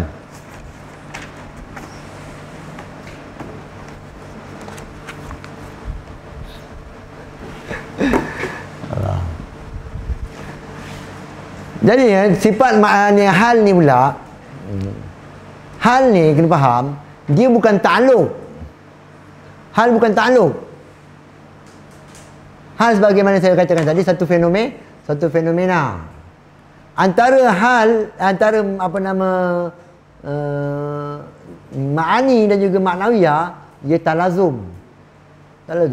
Setiap ma'ani mesti ada ma'nawiyah. Setiap ma'nawiyah itu mesti ada ma'ani. Kalau mereka yang mengisbatkan mengisbatkan hal. Perumpamannya macam mana? Bila sebut saja berselipar, berkopiah, mesti ada kopiah. Bila sebut saja keputihan, mestilah ada putih. Kemerahan, mestilah ada merah. Lagi apa lagi? Kedunguan, kecerdikan. Kecantikan tu. Mestilah adanya cantik. Mestilah adanya dungu pada seorang. Dia bukan sebagai kedunguan. Ataupun terus kita bagikan satu istilah yang sebenarnya itulah dinamakan sebagai keadaan, kemerahan, keadaan, keputihan. Jadinya tuan-tuan, hal itu bukannya, hal maknawiyah itu bukan ta'alluq. Ada sebagian orang faham keadaannya melihat, mereka menyangkakan artinya ketika melihat. Bukan. Keadaan melihat itu bukan ketika melihat. Dia perkara berbeza. Melihat, ketika melihat itu dinamakan sebagai ta'alluq. Ta'alluq tanjis artinya. Berfungsi. Tengah berfungsi. Kalau kita makhluk ni, tengah berfungsi. Itu dinamakan sebagai ta'alluq. Tengah melihat. Bukan. Itu bukannya hal. Itu ta'alluq. Hal ini, bila kita bicarakan tentang hal nafsiyah, barulah kita nampak, oh, hal maknawiyah tu bukannya ta'alluq. Kerana hal juga berlaku pada nafsiyah. Seperti apa dia? Tu kehijauan tu. Kehijauan bukan. Dia hal apa dia? Kehijauan itu ialah hal maknawiyah. Kerana adanya hijau. Dia hal nafsiyah ini, dia tidak dikarenakan oleh suatu kerana yang lain. Seperti apa dia? Ujub. Seperti apa dia? Imkan. Jadinya kewujudan tu hal nafsiyah. Kewujudan itu ialah suatu perihal, suatu keadaan, wujud seseorang. Dinamakan sebagai kewujudan namanya. Jadi kewujudan ini dia bukannya ta'alluq. Bukan ta'alluq. Bahkan kehijauan dia bukan ta'alluq. Dia bukannya suatu yang fungsi memberi suatu tugas yang lain. Tidak. Hijauan itu sendiri dia bukannya bertakluk. Jadi kalau kita faham begitu, barulah kita faham bahawasanya keadaan melihat itu bukannya ta'alluq sifat melihat. Bukan ta'alluq. Nak menunjukkan perihal suatu keadaan zat yang mempunyai sifat melihat. Zat sesuatu bunga yang punyai sifat merah. Zat suatu keadaan bagi bunga yang daun yang bersifat dengan hijau. Lalu dinamakan sebagai kehijauan. Zat yang wujud itu dinamakan sebagai apa dia? Kewujudan. Jadi kewujudan itu suatu perihal. Itu bagi nafsiyah. Jadi kesimpulan di situ, hal itu perkara yang ramai yang mengkritik. Mereka mengatakan tak ada istilah hal ni. Dia memadai diletakkan dalam kategori amrun iktibari, iaitulah ada di luaran. Sebagaimana kita kata wujud tadi, hal dia sabit di luar. Wujud tadi, kewujudan tadi tu, dia nama hal nafsiyah kan. Dia sabit kat luar, tapi tak dapat tak ada bezanya apa dia. Tak dapat dibezakan antara zat dan juga wujud tadi. Apabila mereka mengatakan hal wujud itu ialah sifat nafsiyah. Jelas saya rasa setakat tu saja yang saya dapat terangkan. Kalau ada soalan, saya buka soalan tuan. Yang berkaitan lah. Ataupun luar pun tak apa, yang santai-santai, jangan buat berat. Berat tu tutup bang. Kalau ada soalan saya buka sekejap. 15 minit. Ustaz Salan. Tak ada juga. Makna pertama dia membuka ada binafsi tu. Layak bila mahal tu kan. Dia mahal tu masuk tempat. Okey. Yang dimasukkan dengan mahal di sini bukannya haiz, bukannya ruang, bukan. Mahal ini lebih umum. Mahal dengan maksud mausuf. Artinya perkaitan sifat berada. Kalau perkaitan itulah zat lah. Kalau perkaitan itulah sifat lah. Itu dinamakan sebagai mahal. Seperti apa dia? Wujud. Mausuf dia apa dia? Hijau ni. Hitam. Wujud satu mausuf dia ialah zat. Itu mahal dia. Satu lagi wujud mausuf dia satu lagi apa dia? Hitam tu. Hitam itu ialah mausuf bagi wujud yang kedua. Jelas tak ni? Tak jelas ni. Ini dinamakan sebagai mahal. Ditafsirkan dengan mausuf. Tempat perkaitan letaknya sifat. Baiklah. Ambil ni. Kita ambil telefon tadi warna hitam. Telefon berwarna hitam.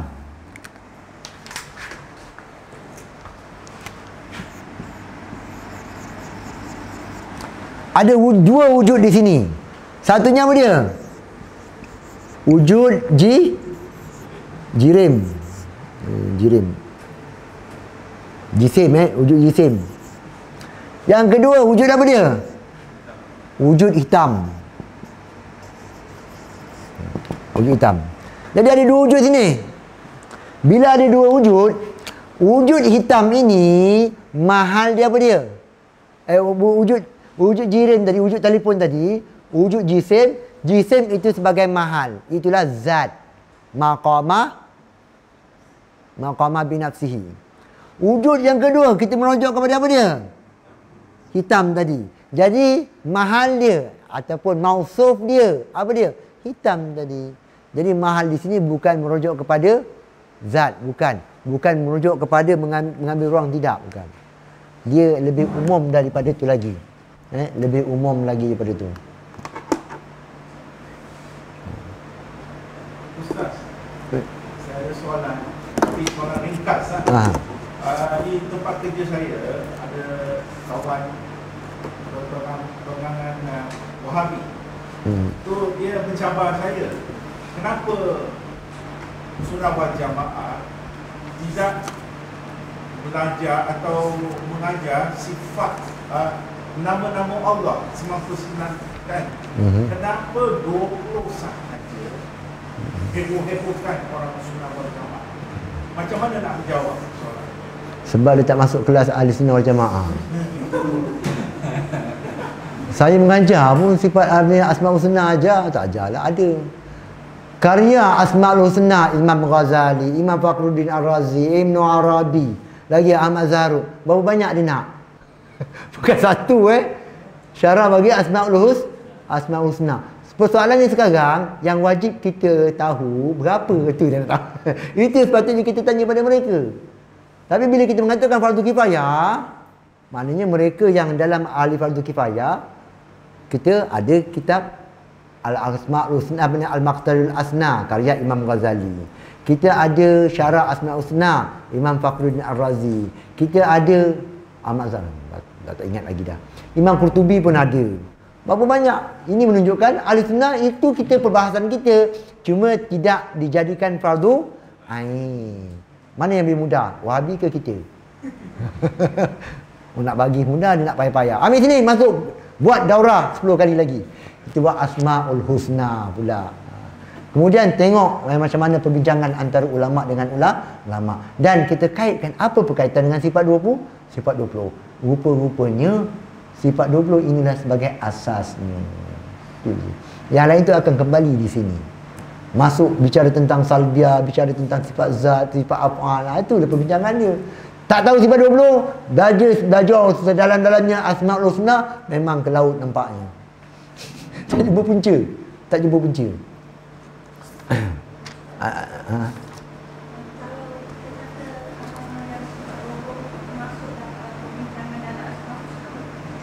Macam mana?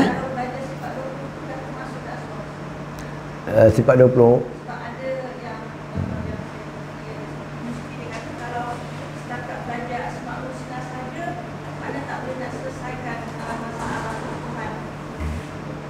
Perbincangannya itu tak puas sebagaimana sifat. Ya, betul lah.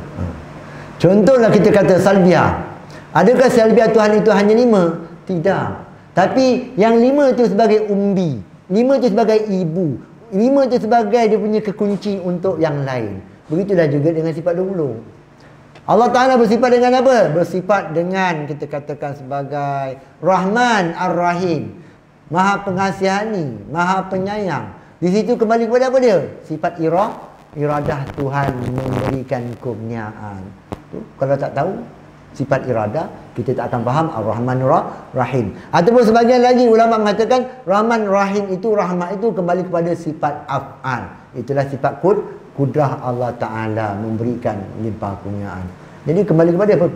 Kudrah ta'ala kudrah. Jadi pucuk pangkalnya ialah sifat 20. Faham sifat 20, senang belajar Asma'ul Husna yang 99 tadi. Lagi apa dia? Sifat Asma'ul yang susah sekarang nak bicarakan tentang wahu tu payah sikit. Dia bukan sebarang boleh hurai je. Yang lain semua akan kembali sana. Sebagian sebagiannya menguraikan kembali kepada 8 atau 9 kalau tak silap saya Imam Ghazali.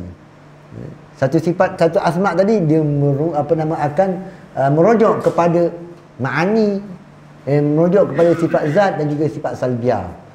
Dia ada perkaitan-perkaitan dia. Jadi Asy'ariyah belajar untuk semua tak ada masalah pun. Cuma kita tidak memfardu-ainkan. Tak memfardukan ainkan maknanya ramailah yang tak tahu. Maknanya Malaysia ni kena fardu ainkan lah lepas ni. Kita fardu ainkan dia. Ada yang lain? Tadi apa ni muka surat apa tadi? 15 kan? Yang tadi mahal tadi 14. Yang mana tu? Pertama, tidak berkehendak Allah kepada zat yang menumpang ia padanya, seperti menumpang warna pada umpama kain. Ininya merujuk kepada Tuhan itu jelas zat, bukan sifat.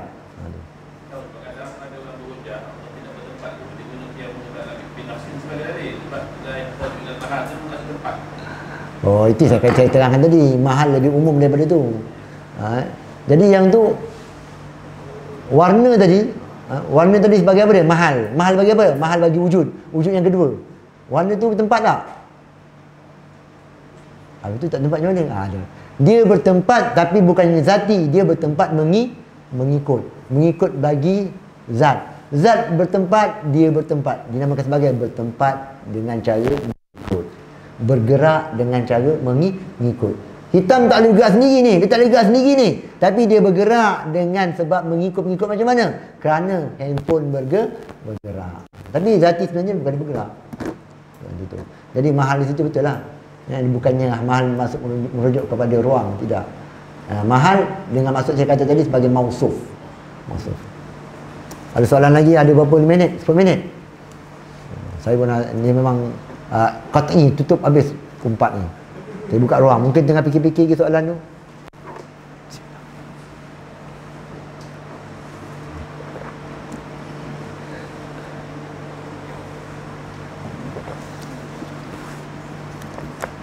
Ada soalan tuan? Boleh, saya rasa Ustaz ni masih baru kepada orang-orang sini, orang Selangor. Boleh ceritakan berkenaan dari segi pengajaran dari mana, Oh, saya? ya. Oh, saya. Oh, ta'aruf hujung ni. Bagus ni, menyalahi adat. Menyalahi adat kebiasaan. Saya ni Abdul Rashid bin Muhammad Akif. Abdul Rashid bin Muhammad Akif. Saya lahir di Melaka, Tengkera. Tempat Syekh Abdul Latif Tambi tu. Ulama ilmu kalam tu. Kemudian saya belajar sekolah biasa, sekolah kebangsaan sampai darjah 4. Kemudian saya melanjutkan pelajaran. Saya menangis dulu nak ikut abang saya belajar pondok. Ayah saya tak bagi, dia kau kecil lagi, boleh jam 4, nak masuk jam 5. Mana boleh arwah abang saya. Nak dihantar ke pondok Sengadiran. Mana nangis je. Tak nak ikut je. Sebab saya jarak setahun je. Dah biasa pergi sekolah sama bergaduh sama kan. Jadi dia tak ada rasa macam sunyi kat rumah tu. Saya kata nak ikut ke. Jadi ayah saya hantar lah saya dengan abang saya ke pondok Sengadiran Tuan Guru Haji Abdul Rahman. Iaitulah ayah kepada Ustaz Basit. Ustaz Basit tu sebenarnya tak apalah tak apa. Tu anak tok guru saya dah tu. Dan Ustaz Basit dulu mungkin dia tak kenal saya kenal dia. Saya kecil lagi tu. Jadi Ustaz Basit dia Tuan Guru pondok Sungai Durian selama 2 tahun. Saya tak sempat lama dengan Tuan Guru Haji Rahman. Beliau telah beliau wafat dan saya saya termasuk terlibat dalam bacaan Quran ataupun jangan tinggalkan perkuburan selama 40 hari 40 malam. Jadi kubur Tuan Guru Haji Rahman tu sentiasa berganti membaca Quran. Jadi kalau Ustaz Latif, Ustaz Basit kalau cerita cakap banyak, janganlah ajar kita pun dulu kubur sentiasa ada orang ziarah, ada duduk 40 hari 40 malam Ustaz Basit Jadi saya antara terlibat. Terlibat macam mana? Kita kecil-kecil lah baca Quran sikit. Kemudian 2 tahun di situ saya kesnya pun juga abang saya. Abang saya dah dia hantar, dia tak nak pergi pondok dah. Ayah saya hantar ke pondok Ribat Muar. Palik Pupuk, Tuan Guru Cikgu Muhammad Lip. Cikgu Muhammad Lip merupakan anak murid kepada Syekh Abdul Latif Tambi dan juga anak murid kepada Tok Kenali. Tapi belajar Tok Kenali tak lama, 2 tahun tak silap saya lebih kurang macam itulah. Dia banyak belajar dengan Tuan Guru Haji Abdul Latif Tambi, Tengkira tu. Tu Cikgu Muhammad Lip, kemudian dia balik daripada belajar daripada Tok Kenali, dia buka pondok di Ribat. Pun saya tak sempat belajar dengan Tuan Guru Haji Muhammad Lip. Sebab saya masuk tanda dan uzur dah. Dan uzur saya belajar dengan anak murid beliau. Terutama sekali Cikgu Ibrahim. Saya belajar Cikgu Ibrahim. Saya tak belajar yang lain-lain. Saya hanya banyak fokus tentang apa dia? Ilmu saraf, ilmu nahwu. Dalam masa 3 tahun. Belajar kitab fiqh belajar tapi bukannya fokus utama, tidak. Dan saya belajar juga dengan Cikgu Samad, anak murid Cikgu Muhammad Lip. 3 tahun alhamdulillah mudah membaca sana. Cepat baca kitab Arab. Kemudian saya pergi ke Sungai Pasir Tumbuh selama 2 tahun. Jadi di situlah, di Pasir Tumbuh itulah saya banyak mengejar ilmu-ilmu alat. Sebab nahwu saraf kita dah kuasai sekadar yang mana boleh. Sampai di Pasir Tumbuh tu saya nak ada orang kejar kitab ni, kitab tinggi-tinggi, tebal-tebal ni. Saya kata tebal-tebal aku tak habis belajar nanti. Kitab fiqh tinggi-tinggi tak. Tapi saya belajar fiqh belajar juga dengan Ustaz Bakar, itu wajiblah lepas maghrib. Kitab Ya'anah, kitab apa semua tu. Tapi yang saya kejar ialah kitab-kitab alat. Kitab alat, usul tafsir, usul fiqh, masalah hadis, istiqaq, wada', balaghah. Balaghah itu maksudlah badih, bayan, ma'ani. Kemudian apa lagi? Makulat. Dan di situlah saya belajar kitab Baquratul Amani, kitab Takribul Ikhwan. Ni di situlah saya belajar dengan Babu Ishaq Ismail, buka pondok sekarang. Itu saya belajar dengan Babu Ishaq tu tauhid, dan banyak saya belajar ilmu alat dengan Ustaz Hasan Bandung, namanya Hasan Bandung orang Terengganu. Hasan Bandung itu dia pun ada sejarah dia. Dia belajar, dia banyak baca kitab-kitab macam tu. Dan saya belajar juga dengan Ustaz Mahmud dalam ilmu alat. Dan Pasir Tumbuh saya tak lama Pasir Tumbuh, 2 tahun saja. Tapi 2 tahun tu saya cukup berbaloi.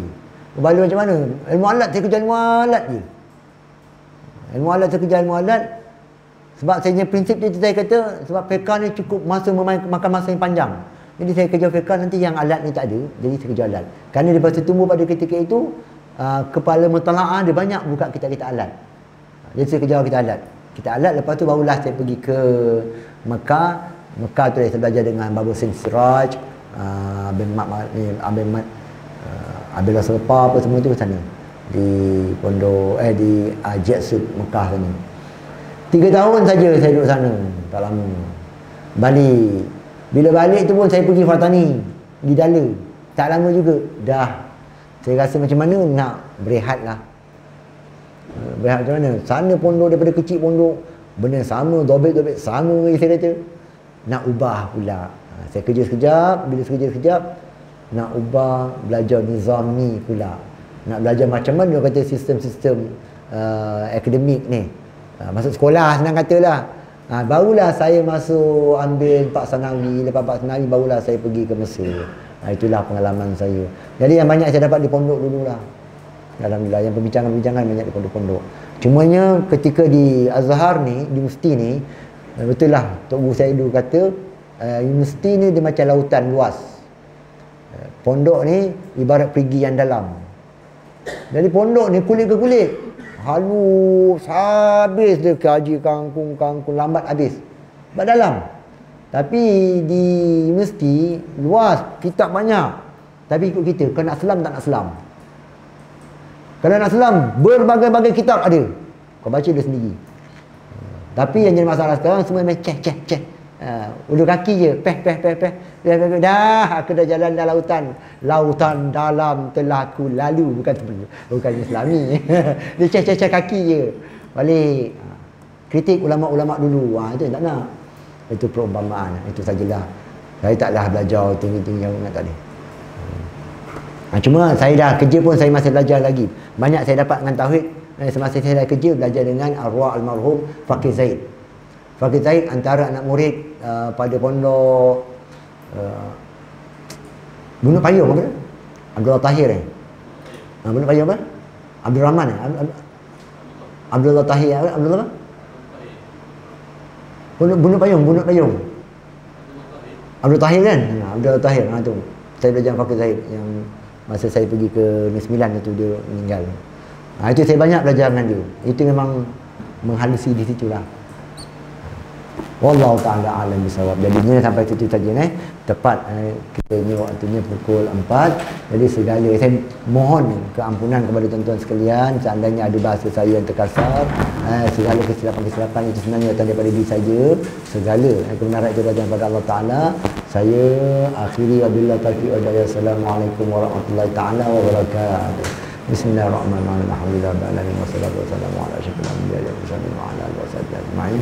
Allahumma taj'alna min al-jamal ma'ruma tafarraqana min al-tafarruqan ma'sum wa sallallahu alaihi wa sallam Muhammad wa ala alihi wa sahbihi wa barik wa sallam. Alhamdulillahirabbil alamin.